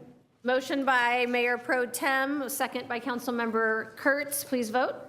The consent calendar also included item number 10, which is ordinance number 6615, an ordinance of the City of Anaheim, amending chapters 18.06, multiple family residential zones, 18.12, mixed use zones, 18.52, affordable housing, and finding and determining that the ordinance is not subject to the requirements to prepare additional environmental documentation per CEQA guidelines, section 15061B3, because it will not have a significant effect on the environment. And this is related to the 6th cycle housing element amendments. And the vote is 7 ayes, no nays. Motion carries. Thank you. Item 12 is a resolution declaring the city's intent to adopt modifications to the Anaheim Tourism Improvement District, changing allocation of assessment funds to provide funding for housing-related activities, and establishing a housing committee and other related actions. Mr. City Manager, may we have a staff report? Yes, Mayor and Council, good evening. Joining me on this item is Mr. Ted White, our Deputy City Manager, Steve Mattis, our outside legal counsel, and Leonie Mulvihill in our city attorney's office. All of them have been instrumental in putting together this item, and I want to thank them for all their hard work. So before you tonight is an item, it's a resolution essentially to modify the Anaheim Tourism Improvement District, also known as ATID, and to set the future public meeting and public hearing related to the proposed modifications to the ATID documents. So as you heard, this is an effort that has been years in the making. I was fortunate enough to be a part of this effort back in 2010, and this was a project that I worked on. And I'm so thankful to our council and to the hotel community and stakeholders, many of whom I see in the audience, for bringing forward this concept and this idea. And these important modifications. You know, I said back in 2010 when we presented this item, it was a win-win for this community, and it was back then, and it continues to be today. And I'm excited about these new improvements that are being proposed, and this will continue to be a win-win, and the City of Anaheim will continue to lead in this area. So I'm super excited about it. And it's all because of the work of our staff, our council, and our stakeholders. And so we do have a presentation that we'll walk through that provides the background of where we were, where we are, and some of the proposed changes to the ATID. So with that, in 2010, the City Council established the Anaheim Tourism Improvement District. It's a 2% assessment on hotel stays within the boundaries. The boundaries consist of the Anaheim Resort and the Platinum Triangle, and this is for a period of 30 years. So initially, the ATID was established to provide revenues to cover the cost of activities, improvement services, and programs that benefit the assessed facilities and the tourism and convention industry in Anaheim. Prior to the ATID being in place, this was a cost that was borne by the general fund. And so it was critically important that we take that off to the general fund. And thankfully, our hotel community worked with the city and decided to assess themselves in order to pay for those costs. The Anaheim Visitors and Convention Bureau, which is now Visit Anaheim, was established as a contracting entity for day-to-day management of the ATID. So revenues after 1% admin costs are allocated to marketing and promotion. So those are divided 75 and 25 to the respective buckets. Just some round numbers for you. In 2025, ATID revenues are estimated to be roughly 32 million. So that's 24 million for marketing and 8 million for transportation, roughly. So last year, stakeholders approached Councilmember Kurtz and staff about discussing ways in which we could allocate ATID funds for housing initiatives to support the workforce in the resort. So city and hotel stakeholders, we met on June 26th and also on August 26th of this year to discuss the potential of adding housing programs for ATID assessed hotels and their employees with funding from the ATID. We heard support for the concept, and as a result of that support, staff went to work and started to draft a proposal to meet those stated goals. So what are we proposing to do here? This provides, I apologize for all the text, but I'll go through it briefly and then we'll get into some more detail on each one of these. So first and foremost, the proposal would establish a dedicated and ongoing funding allocation of 9% of ATID funds for workforce housing programs through the Anaheim Housing Trust that support assessed hotels. 9% of ATID funds today is roughly $3 million every year. It would expand the ATID boundaries to incorporate the existing Viv Hotel, which is right outside the resort boundaries, but they are a player in the resort, and therefore we would like to add them and incorporate them as a new TID payer. And then also planning for future expansion of potential hotels, we would propose expanding the boundary along Anaheim Boulevard as well. And we'll show you that map later. Also, we would propose to eliminate an existing exemption for vacation ownership, resort, or timeshare units from the ATID assessment, and instead require that any future timeshare vacation ownership resort projects developed within the boundaries of the ATID would participate as assessed facilities. This would essentially grow the pot of revenues going in.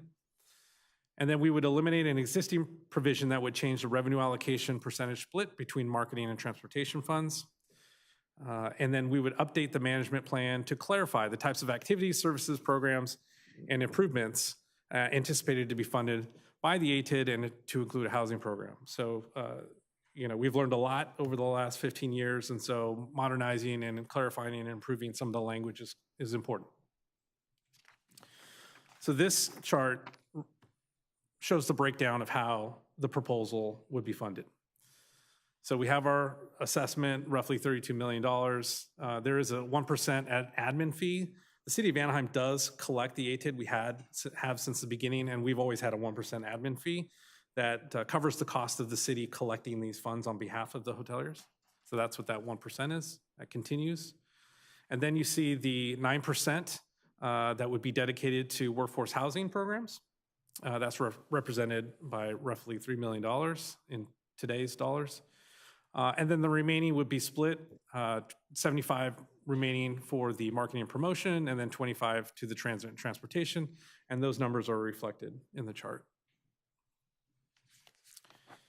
So diving in a little bit on the workforce housing, as I mentioned, 9%, and so that's roughly $3 million today. It's a percentage that number would continue to grow. And then as part of this,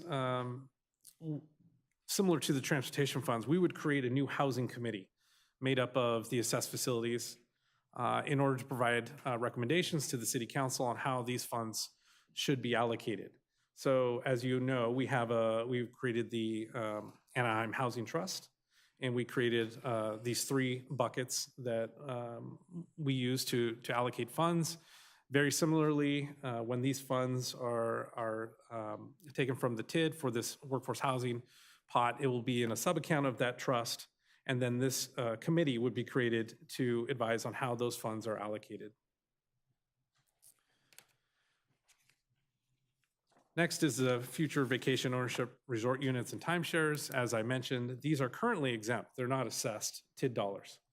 And so our proposal will include any newly constructed or converted vacation ownership resort units that they be assessed facilities within the modified TID boundary. And as I mentioned, as any new timeshares come online, which we anticipate in the next number of years, it would grow the ATID pot overall.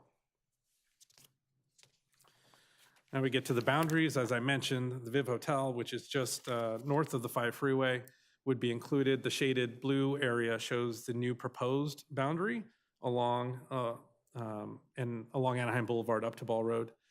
And so the Viv is in that shaded boundary. There are no other current hotels in the shaded boundary along Anaheim Boulevard. Having said that, there is land that is yet to be developed in that area, and should there be a hotel proposed or built, then they would be automatically included into the ATID. So this is just a list of the governing documents that are to be amended moving forward and that are before you and attached to the report. The Anaheim Municipal Code, Chapter 2.14, the Anaheim Tourism Improvement District Management Plan. So we had a management plan as part of this in 2010. We have modernized that and clarified that. And then the new ATID boundary maps, which is an important part of this, a list of all the hotels that will be participating in this, and then, of course, a resolution of formation. So what are the next steps? So this is step 1, and this is the kickoff, essentially. This is the city council considering a resolution of intent, notifying the TID assessed properties that they intend to modify the ATID. And then the next step after this would be a notice of adoption and a notice of public meeting and public hearing.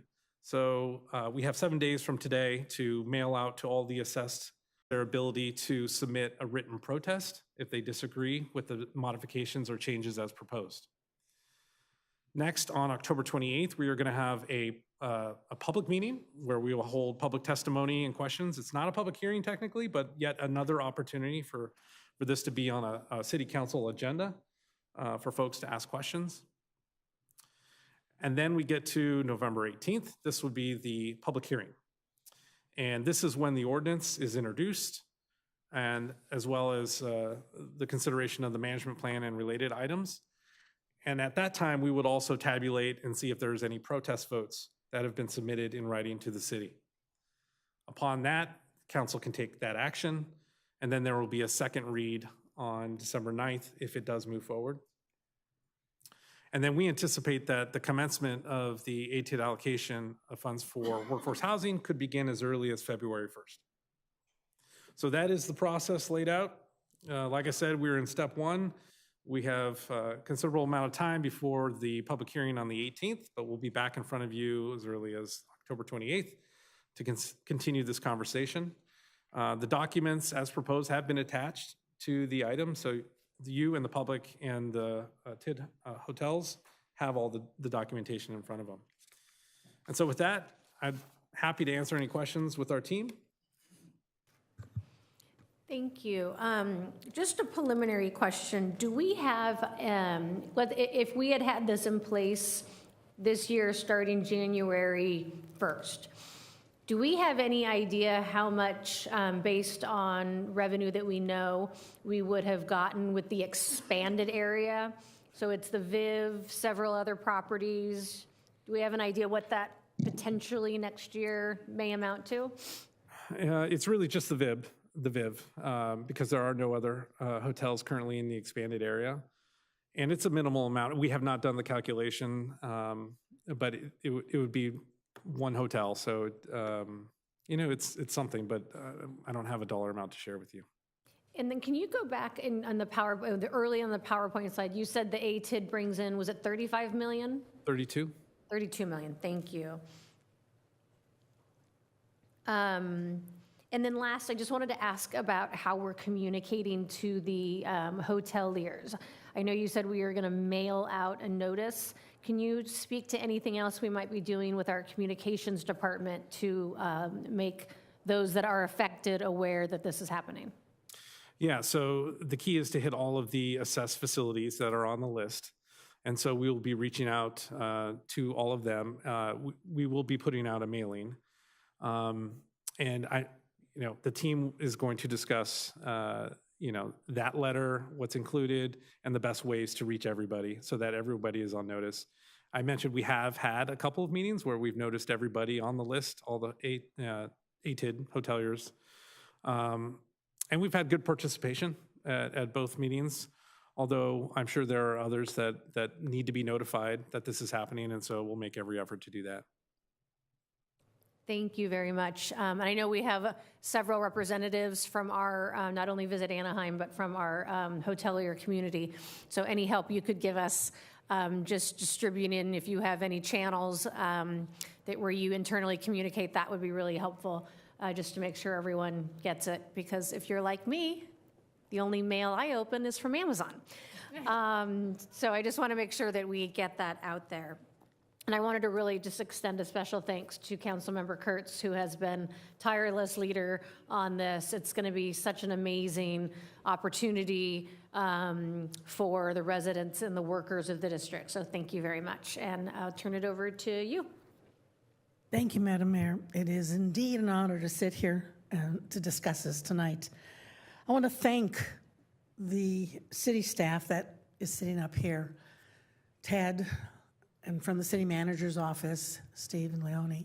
There's somebody that's not sitting there that should be and getting recognition, and that's Brittany. Thank you, Brittany, for all of your work. Leading the team is Greg. Greg, thank you very much for all the work that you've done on this. You have led a phenomenal team. I thank you.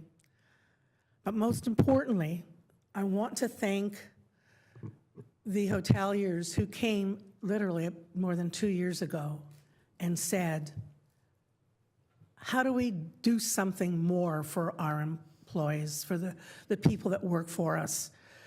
Everything from we're losing people because they can't afford something here in Anaheim, to those that say, my gosh, I just had an employee who needs some help just even getting to work. They have to choose between fixing a car and paying their rent. That conversation started more than 2 years ago, and they've been relentless. Once the city established its housing trust, they came back and said, okay, we've been waiting for a vehicle, you've told us to be patient, let's move it. So I thank you to all of the hotels in the resort area, to everyone. There has not been not a one hotel, large, small, medium, who has not said, I support housing for our workforce. So I thank all of you. Do you have some questions? One is, can you take the slide with the map? I not only represent the resort area, but I represent the residents in the area. There's been much concern. And I want to clarify, make sure the residents along Anaheim Boulevard know. We've got residents to the west of Anaheim Boulevard. We've got a mobile home park, we've got Miraflores, we've got some new construction going on back in there. That area is not included in this ATID boundary. Staff was very careful to only include commercial zones where that kind of construction is already we're already okay with it. So I just want to reassure, and there's been some fear among the mobile home park residents that we were trying to take their land away, their homes away. We are not. Mayor Flores and the new construction excluded up from the ATID boundary.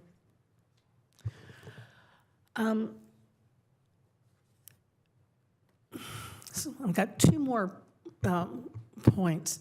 One, can we go back to the slide that has the 3 buckets?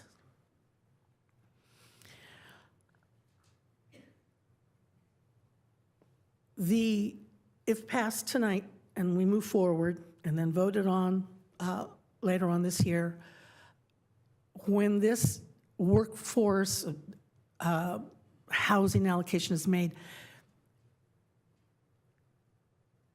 the money has to go into those 3 buckets because that's what our own Anaheim Housing Trust established. And they will be, as somebody mentioned earlier, it'll be a subset, an account of that housing trust. The original discussion that we've had with staff is that we create a committee that will provide recommendations to City Council with final approval by City Council. I would like to propose tonight that the committee established, that's made up of hoteliers and somebody from the city, be the final decision makers. A couple of reasons, but primarily, those hoteliers know their employees. They know their workforce. They know what their workforce needs. They know what numbers need help with a first-time home buyer program. They know what they need to do for housing stability. And perhaps in the future, as the fund grows, they'll make decisions on putting money aside to build more home initiatives. In giving them the ability to make the decisions, it also creates a nimble committee. If they see money going to one program, but they see a growing need in another, they can quickly make changes. If they see one program's not working the way it was intended, they would quickly be able to make changes in their plans and not have to rely coming to council, making presentations, voting, and so forth. So I'd like to propose that the housing committee that is established be able to make the decisions on how much money is going where. I also do like the fact that the proposal in the language that's in our staff report is also said that there must be a representative from a smaller hotel of 300 rooms or less. And I think that's really important. I also would ask, although not a requirement, that the same people that are on all these boards not be the ones on that committee, but that we get people that can engage and really spend some time in making decisions along with the city and how it's going to be introduced to their employers or employees, excuse me. So that's one. I'd like to make that slight change. Second, not change, but I'd like a point of discussion. The explanation that Greg gave is that 1% administrative, 9% for housing, and of the balance, 75% Visit Anaheim or marketing, and 25% for transportation. A few of the hoteliers have asked that we consider a little bit of a different formula, and that is the 1% for administration, of the 9%, that be split in half. And Ted, we talked about it earlier. Do you have information on that? Yes, I can, based on earlier conversation, we prepared a slide that would show the alternative allocations, which I can pull up here.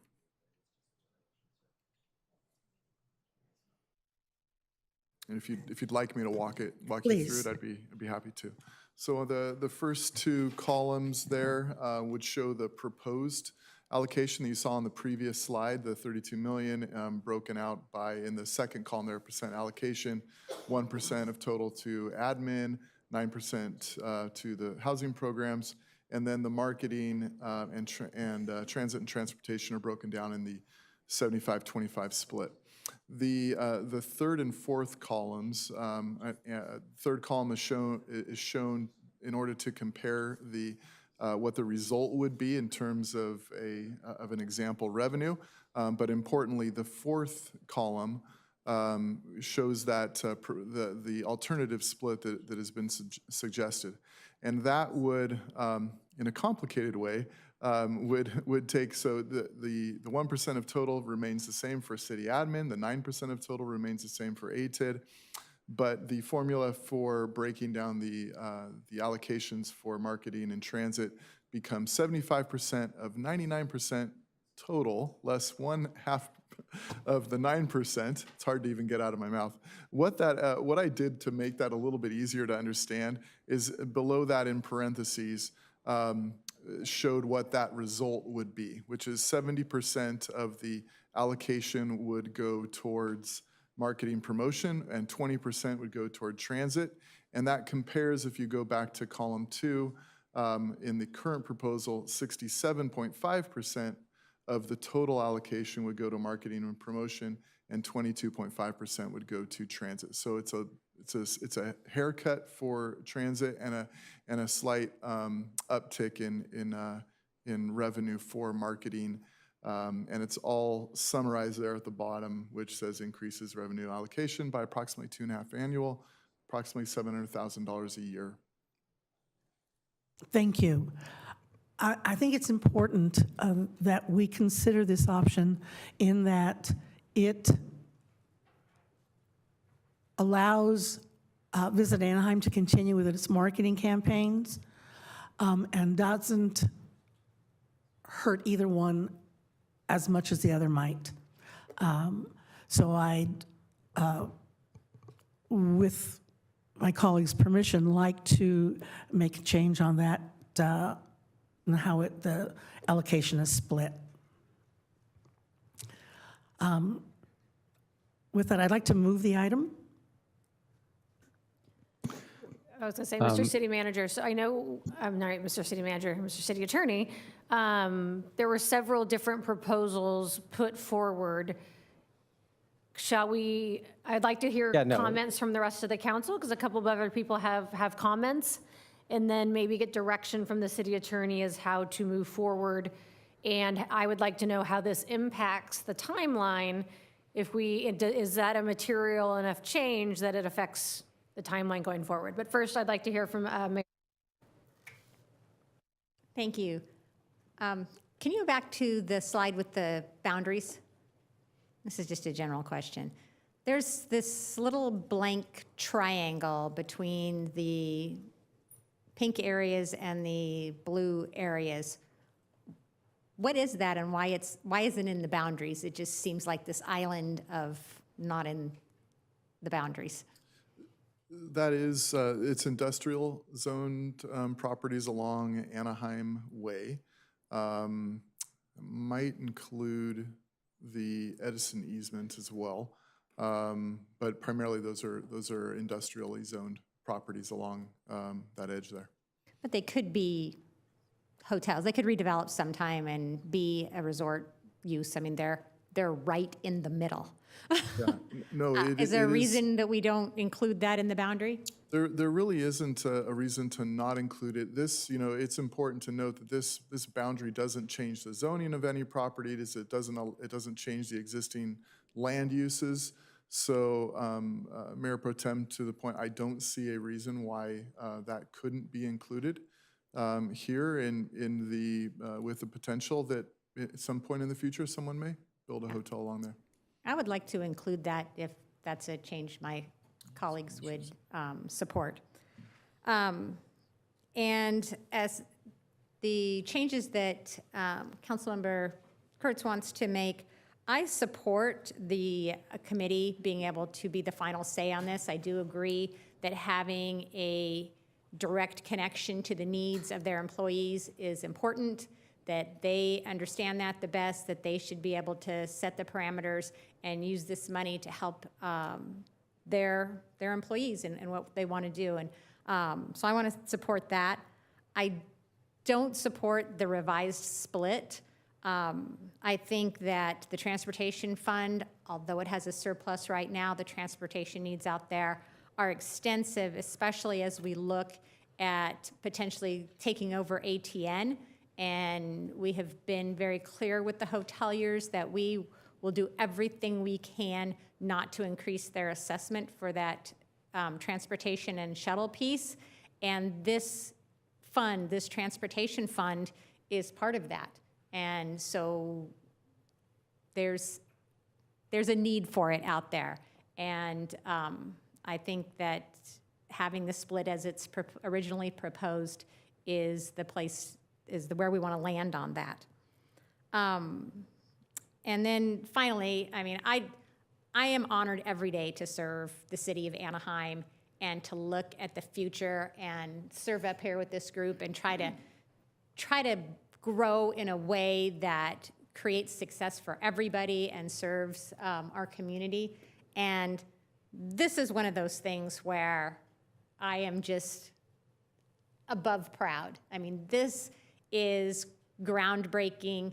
This, to have a segment of our business community come forward and say, we are taking our self-assessment and not, using it for self-marketing. We are going to use it for housing to serve our employees and take on some of that burden is unheard of and groundbreaking, and hopefully makes Anaheim once again a leader in this area and encourages other communities to do it. So I want to do a huge shout out and thank you to our resort community and say this is the right thing to do, but more importantly, stepped up to do the right thing, and super proud to be part of that.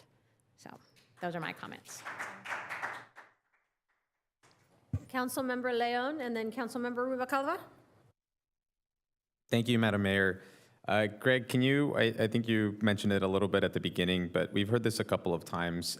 Can you repeat or briefly state who funds the ATID and why we can't use those funds for general fund purposes? Sure. As I mentioned, this is an assessment that was placed, that the hoteliers in the district chose to place upon themselves. Okay. And so there's been a lot of chatter recently about, well, these are public funds. That was a determination made by our state auditor. And no doubt they are public funds. However, they are not city funds. This is from an assessment of private entities that they placed on themselves. And so, and it's per the documents of the ATID, these funds are set aside for very specific purposes, right? And so the management plan lays out the marketing and the activities that the funds can be used for marketing. And then the documents also spell out how the funds can be used specifically for transportation, because that's what the documents specify. Now we created a third category, which is workforce housing. And so now funds can be used for that as well. But no, this is not general fund money. This is not a tax in a traditional sense. There are public funds, which is why we provide oversight. And we created a new oversight board recently to do that. But no, they're not city funds or general fund. And then can you clarify, you alluded to the state auditor's report. They're public funds, even though it's a self-assessment essentially by businesses in the resort district. Can you clarify, in addition to the oversight committee that we formed per the state auditor's recommendations, in terms of the current, the city council's current role after the state auditor's report, what is that? So our role primarily is oversight, and also the city council receives an annual report from both the Transportation and Marketing Fund and now the Housing Fund. if this is approved. And at that time, the city council has the ability to suggest proposed changes or hear from the hoteliers on proposed changes. So that's an annual oversight role that you have, in addition to the board that you appointed to oversee the activities of this fund on an ongoing basis. And then there are things that come to us that we have to make decisions on, correct? So the only time, well, a couple, that's a complex question. So we contract with Visit Anaheim to handle the marketing component funds. And so that is an area in which it comes before you. You approve a contract with Visit Anaheim to continue to be that marketing entity. That's one thing. For the transportation fund, whenever there is a project that is approved by the transportation committee and a contract needs to be entered into by Public Works to do that project, oftentimes it will come to council for approval. Okay, thank you for that. And then the decision we're making right now for today is letting the public know that we're considering making this change. That's correct. Okay. And so the decision for allocation of funds and programs and all of that, that is not a decision we're making right here, right now. No, it's basically to make the proposed changes that we went through. But when you're discussing allocation of funds, are you referring to the housing fund? Correct. Yes, sorry. Yeah, and so the decision on the allocation of those funds will be handled by this housing committee that will be established. Okay. And then, I don't know, Councilmember Kurtz, if you could provide some clarity, because I did step out, but I want to make sure that I heard you correctly. You mentioned that you would like this new committee to be the final decision maker. Can you, is that correct? And Yes, understanding that they must work within the constraints of the housing trust. Money can go into those three different pockets. They can't come up with a fourth or fifth item. It has to fit in. But the percentages they might use might be different from what we have in our own Anaheim Housing Trust. The amount of assistance for the first-time home buyer might be different. So those things, they would have the ability to make the decisions. However, again, it has to be within the constraints of our established housing trust and the buckets that we've established. And then would this committee be also subject to the same rules that all the other committees are in terms of having to report to us, in terms of like, if we were to move forward with having them make a final decision, they have to come and report to us and let us know what it is that they decided to do? Yes. Okay.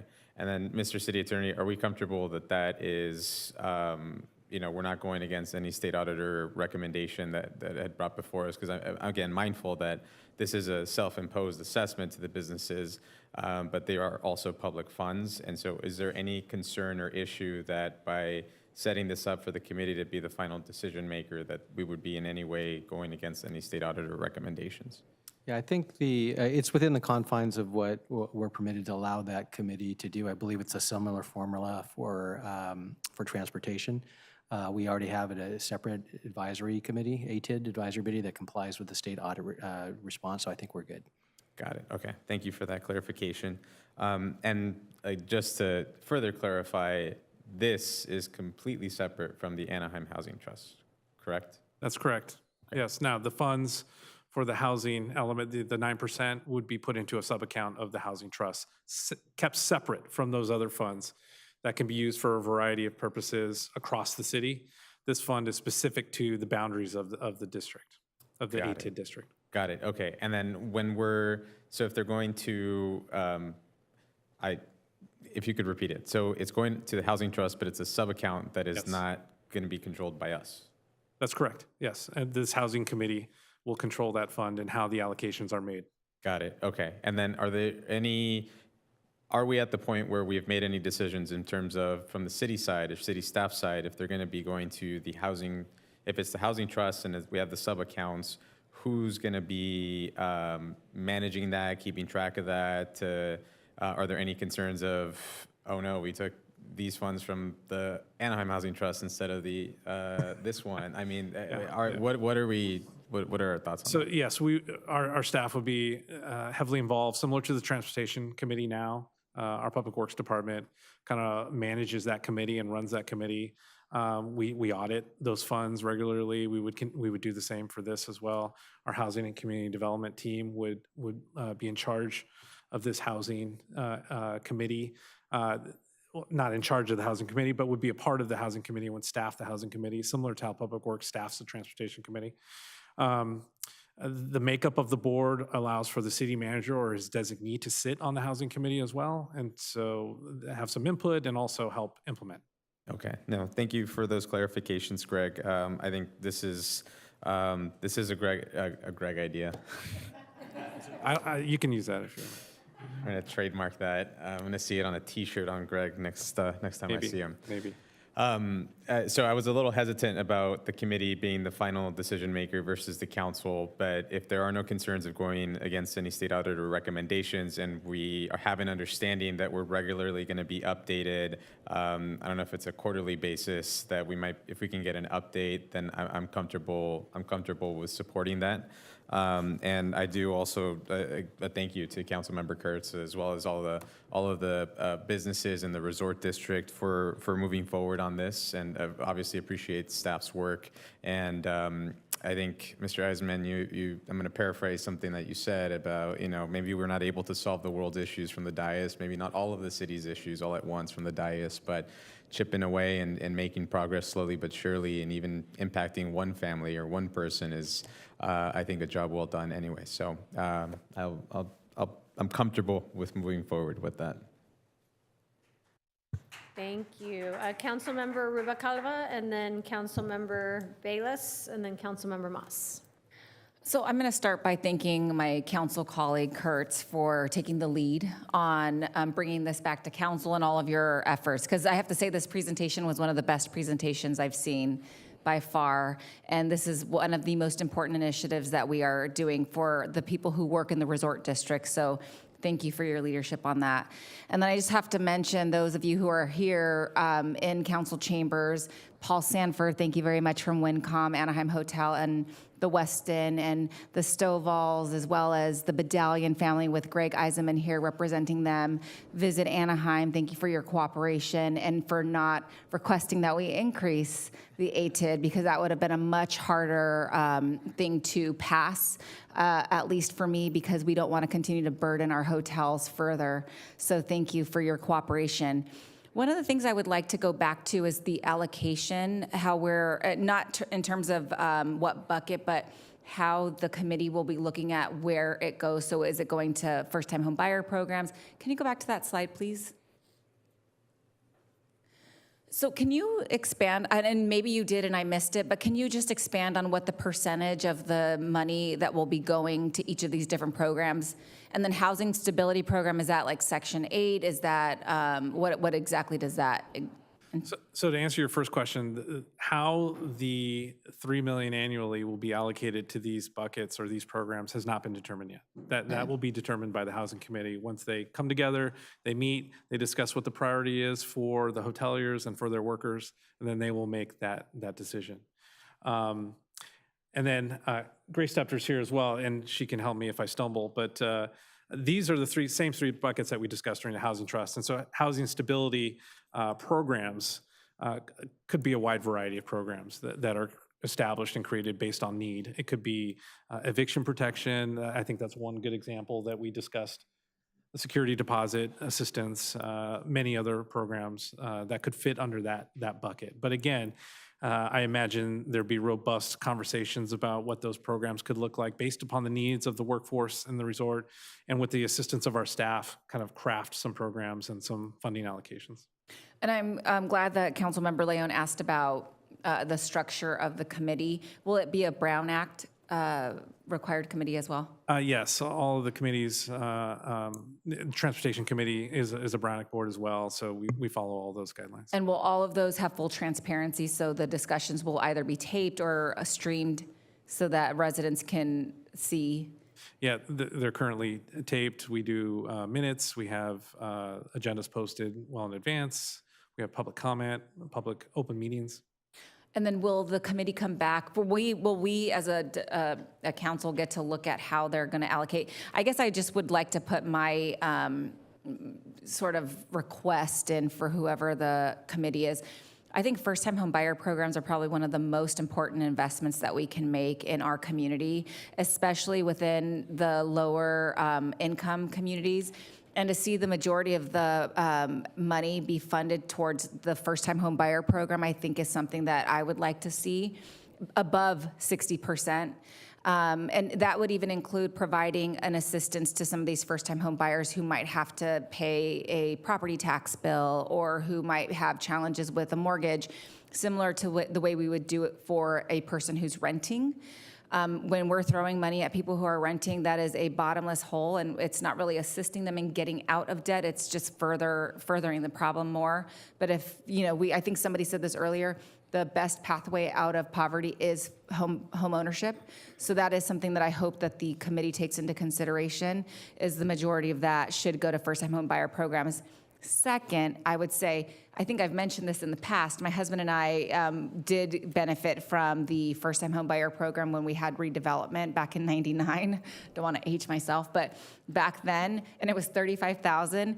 Now we need something of $100,000 for people to be able to put a down payment. So let's not be unrealistic and say we're going to give $50,000 to people who could barely put together maybe a 3%. So I would just caution, let's be more giving so that we can actually provide people with assistance that's going to help them successfully obtain a home so that they can build roots in our city.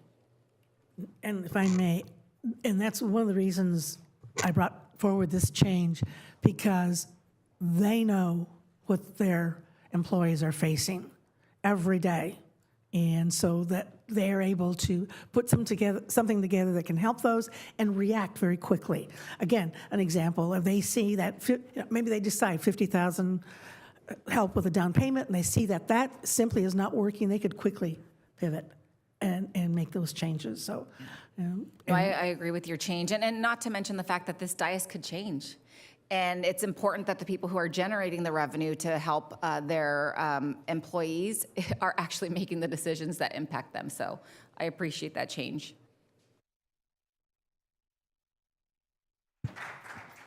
Thank you. Councilmember Bayless? Thank you. First, I'd kind of like to echo Councilmember Meek's comments in regards to, I would be more inclined to support the distribution as it is now. I think adding that little, even though I think I saw about $500,000, it doesn't seem like a lot of money. I think that's a lot in the end. We're talking about transportation in and around the district. So I wanted to make that comment for starters. And then I wanted to ask a quick question. We've got the Build More Homes initiative that's on here. And I was just curious, how does that roll out? Does that mean you have to build them within the district, or are we just going to build them in and around Anaheim? So those are details that still need to be ironed out. As you know, with the General Housing Trust Fund bucket, the discussion we had with council, that's a little easier. This would be gap financing for new construction of affordable housing projects. When we're talking about the restrictions placed upon this fund and how it has to be used for the benefit to the assessed facilities and their workers, it gets a little more complicated. And so that is something that we need to work through. We haven't put together guidelines for any of these programs yet for this fund, but that is something that will need to be constructed carefully. Do those guidelines come back to us for approval or not before it moves forward? They can if the council desires to see the framework of the guidelines. Some of the guidelines are part of your Anaheim Local Housing Trust already. And if I can expand a little bit on what Greg was saying, the funds have to be utilized to benefit the employees at the hotels. And where you would, for instance, build a new affordable or a new, say, rental project that receives some funds and that therefore dedicated subunits to workers within the resort or the Platinum Triangle area, that's something that can be factored into and put into the regulations itself. Okay, and then my last comment or question really is, do we have any other, I guess, subcommittees that have final say-so before coming to city council, or would this just be a one-off? I have to admit, I am concerned. You know, I listen. Here's what I'm going to say. I listen to all of the subcommittees, whether that's coming from our Parks Commission or whatever, and I value their input for sure. And same thing goes with the ATID and how people think the monies should be spent for their employees.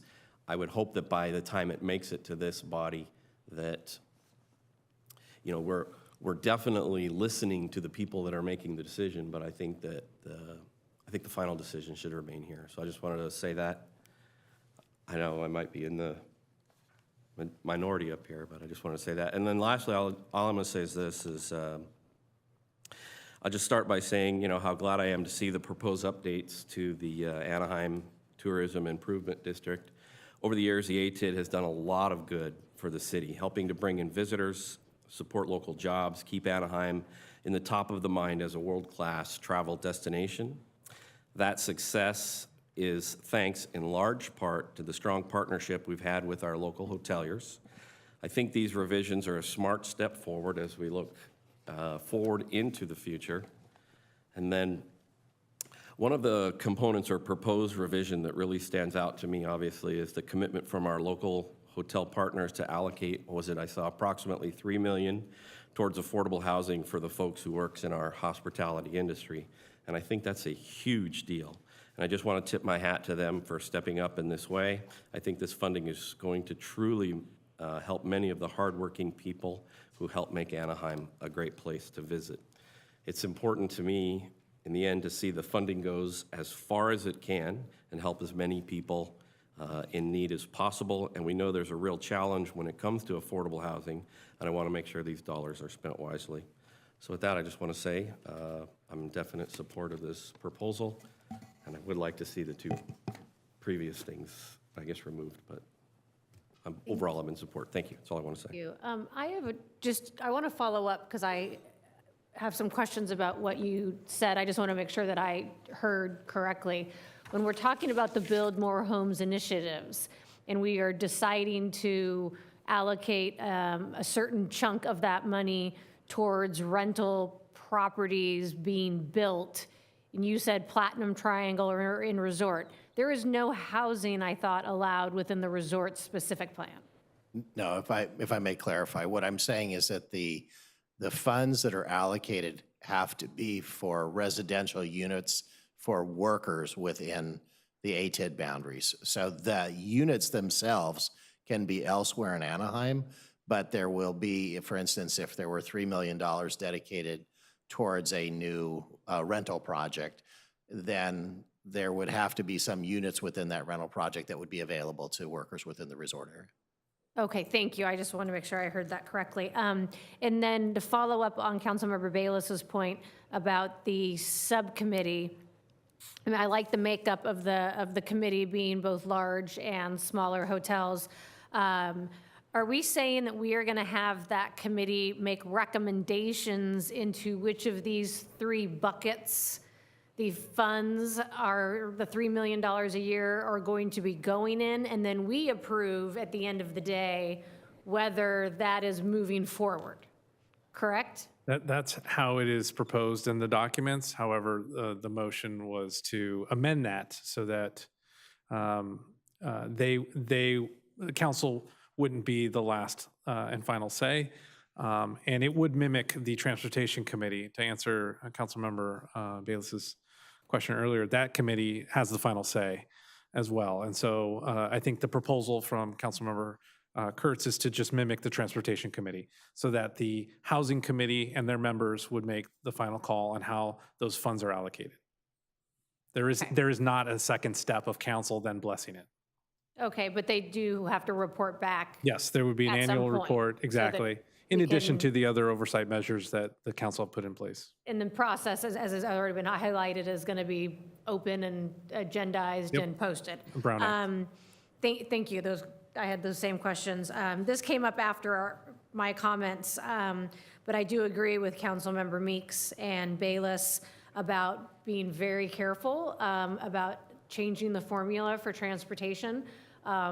We have some really big projects going on currently in the city, as well as projects that have not yet started. And we need to think outside the box and how we are going to connect some of these projects. And while $20 million sounds like a lot, when you start building rails, whatever it is we're going to look at, it's going to be gone quickly, and we need as much money as possible to bond against. So if that's the direction we decide to go. So I'm in favor of keeping the formula, giving transportation that original allocation of its 20% untouched. So after Councilmember Maz, and then Councilmember Kurtz, and then Mayor Pro Tem. Thank you, Madam Mayor. Thank you for the great presentation and all of the questions. There's not a whole lot to add, but I want to thank my colleague for your hard work on this. You had some really big personalities to work with, and building consensus is quite a feat, so congratulations. I do support this resolution with your proposed changes, so congratulations. It's really a pleasure to work with this council on moving Anaheim forward. So that's all I have. Thank you.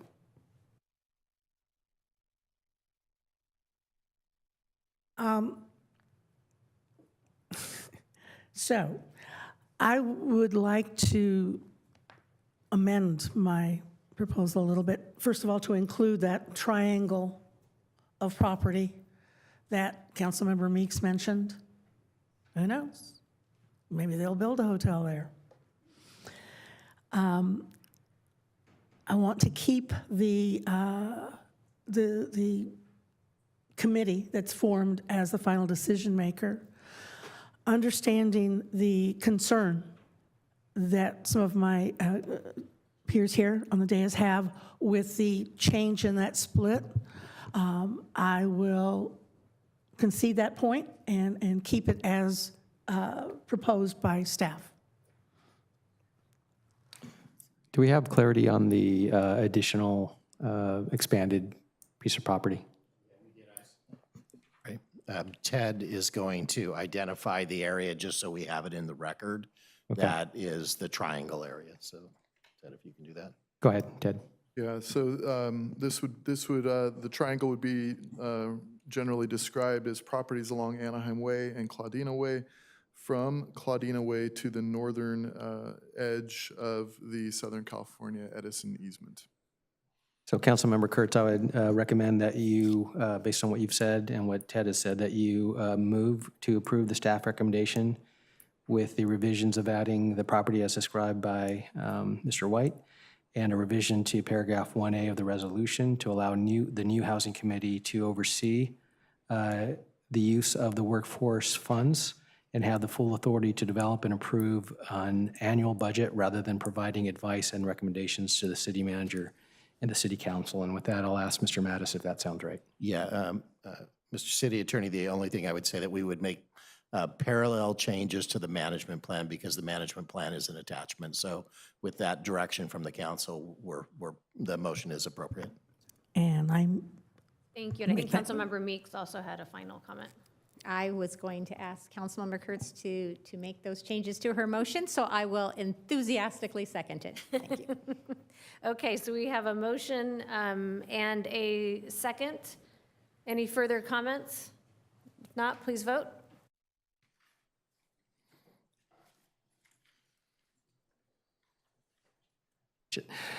Just a small change. Teresa also noticed that the resolution indicates that the public hearing is at 5 p.m., so the resolution would also include revision to make that 5:30, so there's no misunderstanding.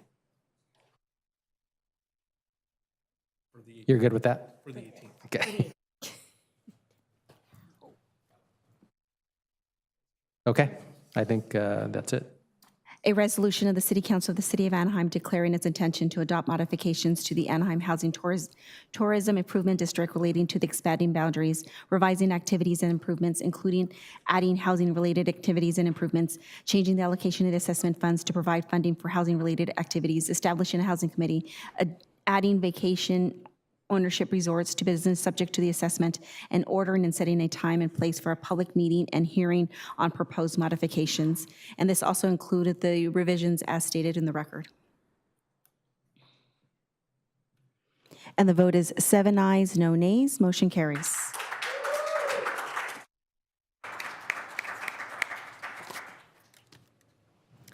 Okay, item 13, as was previously alluded to, has been postponed to October 28th. So we're going to move to item 14, which is a public hearing. Will the clerk please read? Thank you, Mayor. Item number 14 is a public hearing to consider the adoption of the 2025 edition of the California Building Codes and the 2025 California Fire Code.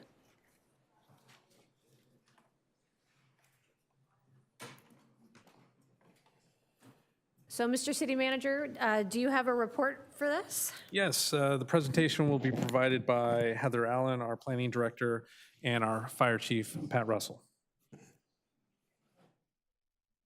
Great, thank you. Good evening, Mary Kane, council members. Heather Allen, Planning and Building Director. So tonight's public hearing and second reading for adoption of the 2025 California Building Codes and California Fire Code is before you. I am joined by Fire Chief Pat Russell, as well as Fire Marshal Lindsay Young and Building Official Scott Berry, who have worked closely on this effort and will be taking over the presentation from here. Good evening, Mayor, Mayor Pro Tem, council members, Scott Berry, building official. Though the term building code is commonly used to refer to the codes that govern the permitting and construction process, it's actually made up of a series of specific subject matter publications, which consist of the California Building Code, California Residential Code, Mechanical Code, Plumbing Code, Electrical Code, California Energy Code, the Historical Code, the California Existing Building Code, Cal Green, and the California Fire Code. In addition, a new code was introduced this code cycle. It's the California Wildland Urban Interface Code, which replaces and builds upon wildfire mitigation present in the current 2022 California Fire, Building, and Residential Codes. These codes, along with the recommended local amendments, make up the proposed ordinance under consideration this evening by council. Per state law, the adoption of the building codes varies from the typical ordinance procedures. Rather than having the public hearing as part of the introduction of the ordinances, which occurred August 26th of this year, the public hearing occurs as part of the second reading along with the adoption of the ordinance, hence tonight. Staff recommends that the City Council approve the ordinances with the proposed local amendments. Building codes are necessary and exist for several reasons. They ensure the buildings are safe to occupy with the goal of protecting people first and property second. They provide consistency and uniformity in design and construction requirements throughout the state and county. In addition, they make up the design, construction, and inspection process faster and easier by setting clear and consistent standards. The changes made in the building codes this code cycle are relatively minor compared to the previous 2022 building codes. Some examples of the 2025 code changes include modified requirements for the number of EV parking stalls in new construction, updates to the method of sizing area requirements to solar roof panel systems, and also introduction of a new code section for insulated material panels commonly incorporated in exterior walls of buildings. In addition, this code cycle is rather unique due to the recently adopted Assembly Bill 130. Typically, building codes are adopted on a 3-year cycle.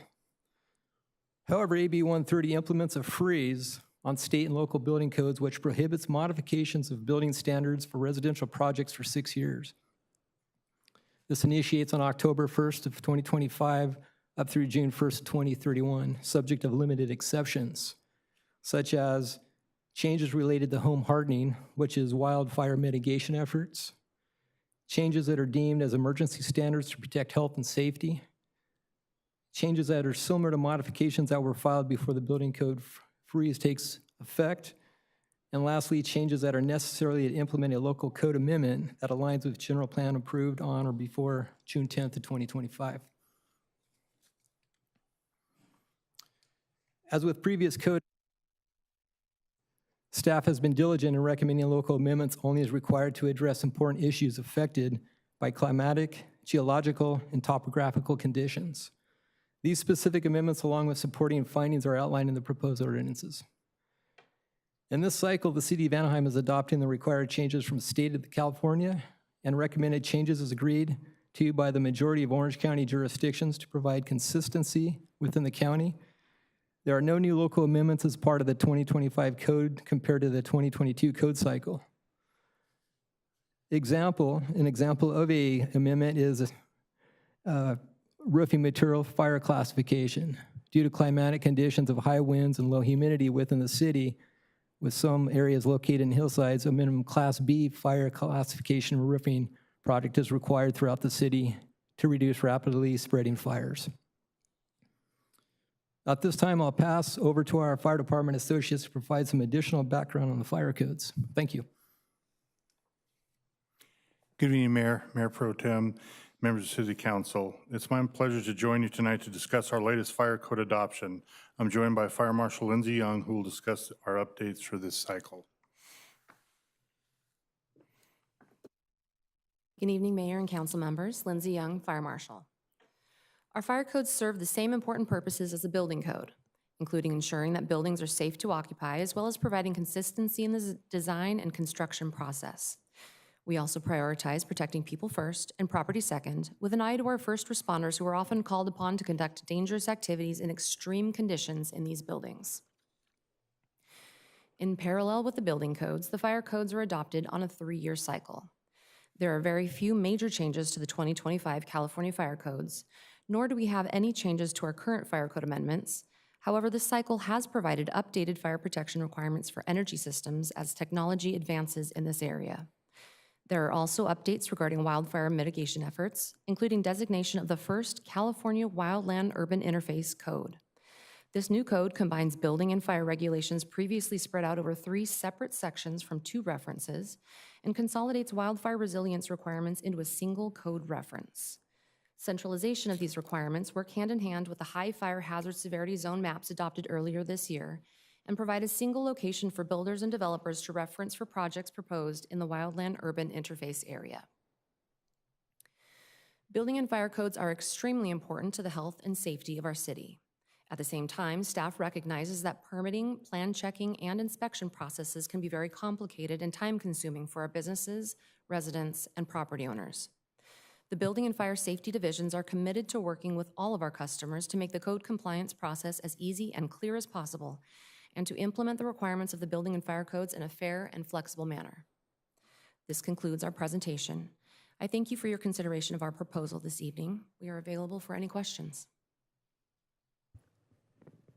Thank you. Are there any questions at this time by council before we open up the public hearing? Okay, seeing none, we are going to, or Madam Clerk, do we have any speaker cards for this public hearing? Mayor and City Council, we do. We have 2 cards.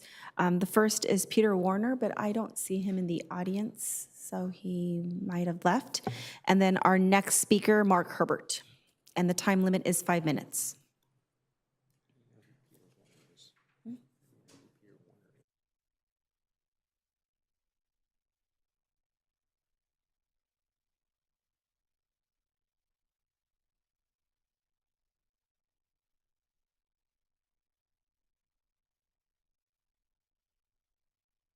Mark Herbert, AnaheimGrease.com.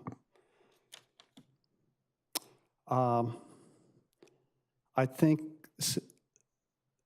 the public would like to engage on this, and we would like a deeper explanation of some of these ordinances, because as we often find out, the devil's in the details. 2, the city, and this council's no exception, has had a problem in enforcement of various ordinances in the city, especially on a consistent basis, and the fire ordinances are no exception. So let me give an example here.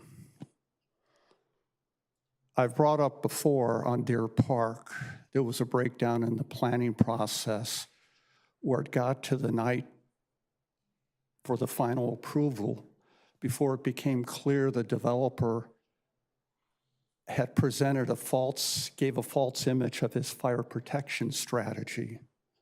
And he had made the changes early in the process, but it hadn't been caught. I've gone into detail on that before. I'd like to instead direct you to the scholarship prep program where there was another problem. And you might want to check the September 12th, 2023 council meeting. And it's at the 7-hour, 10-minute, and 30-second mark. Here's the comments I wrote. Maybe this will help refresh your memory. The comments were made by Michael Price. My notes. Excellent comment on the fire code violations in this project proposal that were overlooked by the city staff and planning commission. Accountability questions in the planning process arise again. Resident Michael Price spoke on the safety concern of fire and rescue vehicles being able to access the school, especially during the daily drop-off and pickup periods. Let me pause there. The evacuation route for that proposal was 1 lane. The curb was painted red, and the proposal suggested there would be, that's where the drop-offs and pickups would be, thus blocking twice a day the access if there happened to be a fire. Direct violation of the existing codes. He gave the code numbers if you check. But here it is the night of approving it, and it hadn't come up before.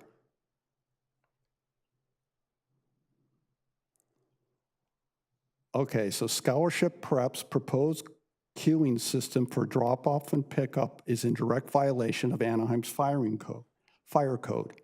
Why is the city putting children at risk twice a day when the emergency lanes will be blocked during drop-off and pickup? Why is the city knowingly accepting the liability for this risk?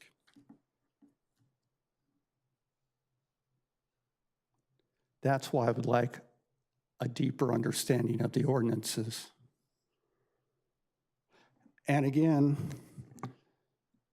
it came up during the Deer Park process that the Anaheim Hills development for 40 years has been suggesting they need an overpass over the 91 freeway for better fire evacuation. 40 years, and it hasn't gotten off the starting blocks. Yet, the Orange County Riverwalk, a $200 million project, is on the wish list of the OC congressional representatives. Why isn't the council and the fire department raising their voice on the importance of getting that Fairmont overpass started?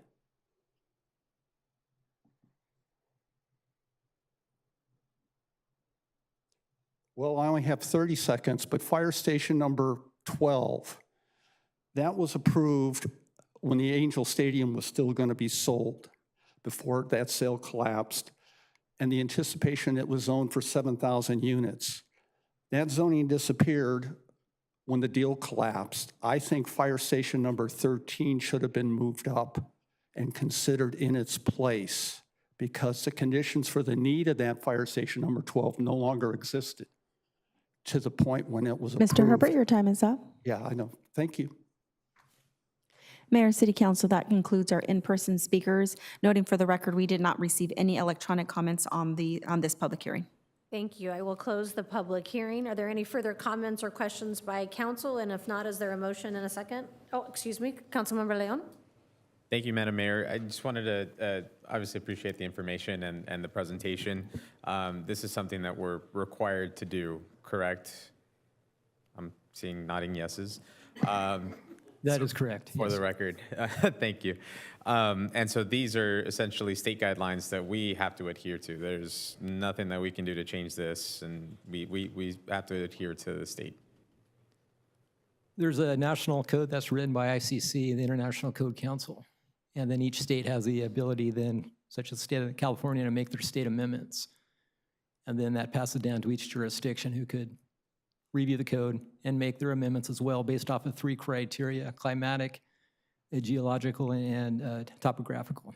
Got it. Okay. So- Thank you for that information. Absolutely. I just wanted to make a quick comment, and I know that we've had some conversations with staff just on and I think, Lindsay, the comment that you mentioned of our commitment for residents, businesses to be able to go through the processes hopefully as seamlessly as possible. I know that we've gotten some feedback of the process for approvals, especially for some of the businesses in District 2 where it's taken some time to get to the approval point. But so I just want to put that on the radar if that's something that we might be able to continue working towards, where obviously we want to continue keeping a high standard for businesses and residents across the city, but that we're also doing everything that we can to make it hopefully an expeditious and as seamless a process as possible.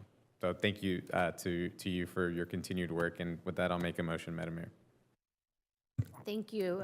We have a motion on the table, but we also have comments from Councilmember Rubicalva as well as Councilmember Bayless. So I actually just wanted to thank you too. This is definitely above my pay grade. I'm not even going to pretend to know the details here, but I appreciate our Fire Marshal Young as well as our chief.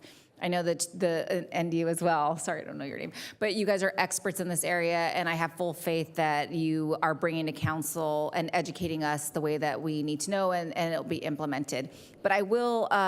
I know this is not relevant at this point, but I will also I support what Councilmember Leon mentioned about just making sure that the process for planning is a little more seamless. Heather, I know you're sitting right there as well. We do have a lot of businesses who have to go through building code, plan checks, and stuff like that. So I just hope that all of these changes are translated or at least educated to our inspectors who are out there so that they are on top of things. One of the biggest concerns that I do get from commercial residents or commercial as well as residential is that they are made aware of some of these code changes late in the game instead of early on, which makes it more expensive in their planning and process. So that's just one thing. But thank you both for being the experts here in our city. Thank you. Councilmember Bayless? Thank you. I'm going to just echo the same thing that was just said, which is I hear a lot of the same. The contractors are coming in and say, hey, wait a minute, I didn't know about that. So if we could make sure that, if it's going to go in front of you, I don't know, give them the book, tell them to read it as best as they can. Whether they do or they don't, that's on, quiz, right? No, but, and then the second thing, three things I want to say. Second is California building codes. Just remember, residents, it's a minimum qualification. If you're building your house, they are minimum codes. It's always better to step beyond what the minimum code is when you're building. And then I'm a total techie, so I have a question. I noticed in here that you're requiring emergency radio coverings in a new building.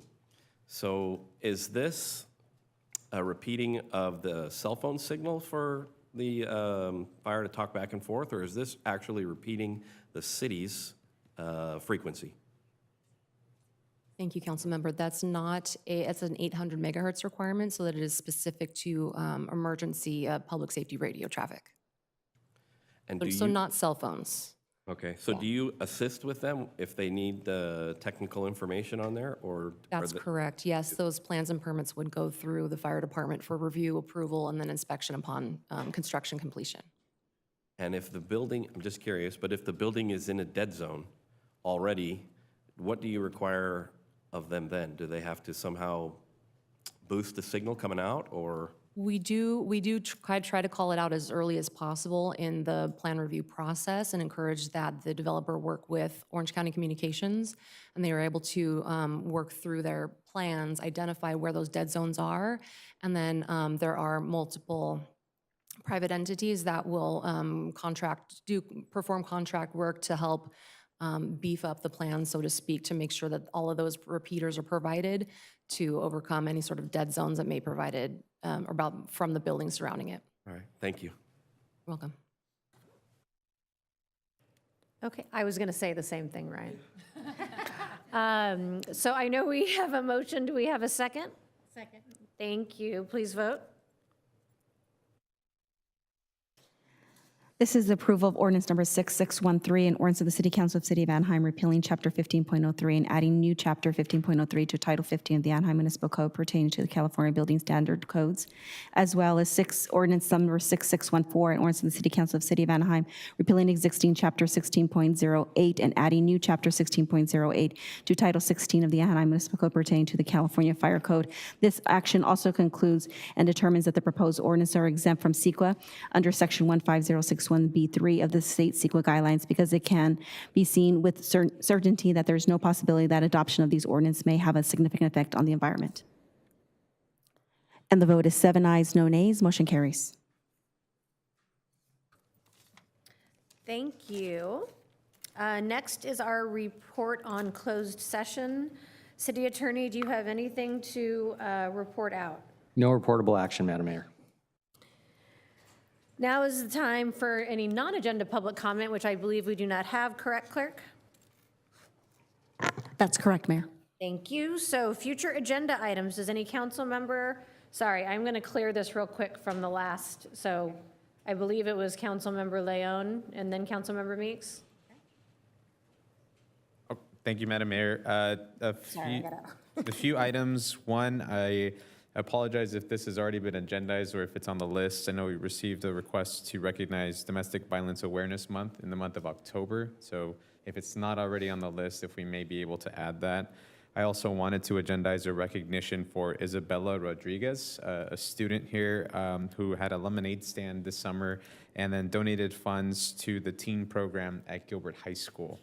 So if we could bring her in for a recognition. And then finally, I know a couple meetings ago I'd mentioned and wanted to follow up, I'd mentioned concerns about graffiti in our communities and wanted to, and I think my colleague also requested some data and information on that. So we might be able to follow up, but also would like to add on there if we can have a discussion, I don't know if that's with the city attorney and or PD, of what we're currently doing as part of the graffiti removal team or group, and if there's anything that we can do to support them or potentially look at either whether it's higher penalties or something that we might be able to do proactively so that we can help address some of the uptick in graffiti activities that we've been seeing, I've been seeing in District 2 and I'm sure in other parts of the city. So happy to have a follow-up discussion if possible, and then if you're able to provide that information on just what I think the previous request was, if we can clarify on whether the graffiti removal team is taking pictures, sending information to our PD team so that we can try to figure out who's doing what and address that. So if we can do that, that'd be great. I appreciate it. Yeah, we'll put together that information in a memo. We'll share it with all the council members, and then we can have a follow-up with you if there's anything further you'd like to bring forward. Thank you. Thank you. Councilmember Meeks, Mayor Pro Tem Meeks, and then Councilmember Rubalcaba. I should have done this earlier, but I wanted to remind everybody that on October 11th from 9 to 12 out at the fire station on Monte Vista in District 6, we're having a fire preparedness fair. There'll be lots of booths and information and know your way and really an education opportunity for the community. There still is a lot of lingering fear of evacuation and what the city's doing from Canyon 2 fire. So I want to bring everybody together. I think education is the best way forward, and so it'll be great. There'll be food, there'll be prizes. If you visit all the stations, you can enter a drawing for free Ducks tickets, or it was free monster truck tickets. So yeah, there you go. That should bring everybody out. You are eligible.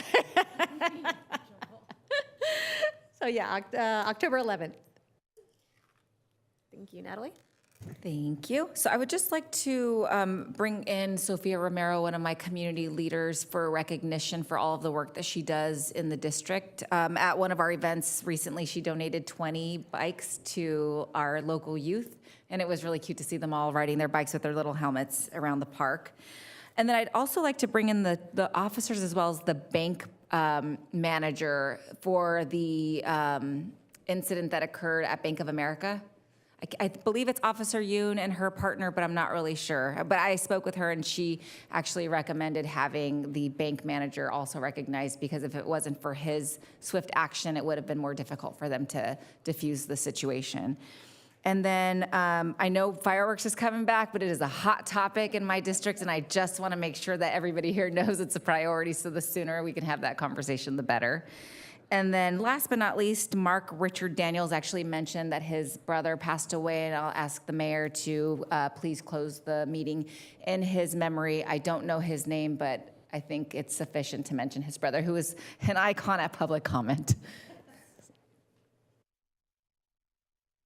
Thank you. And just wanted to follow up on Councilmember Rubicalva's request to put the funding gate entertainment assessment on the 28th, and then see if we could piggyback that with, I think in November, we were going to have a larger discussion on our strategic plan initiatives.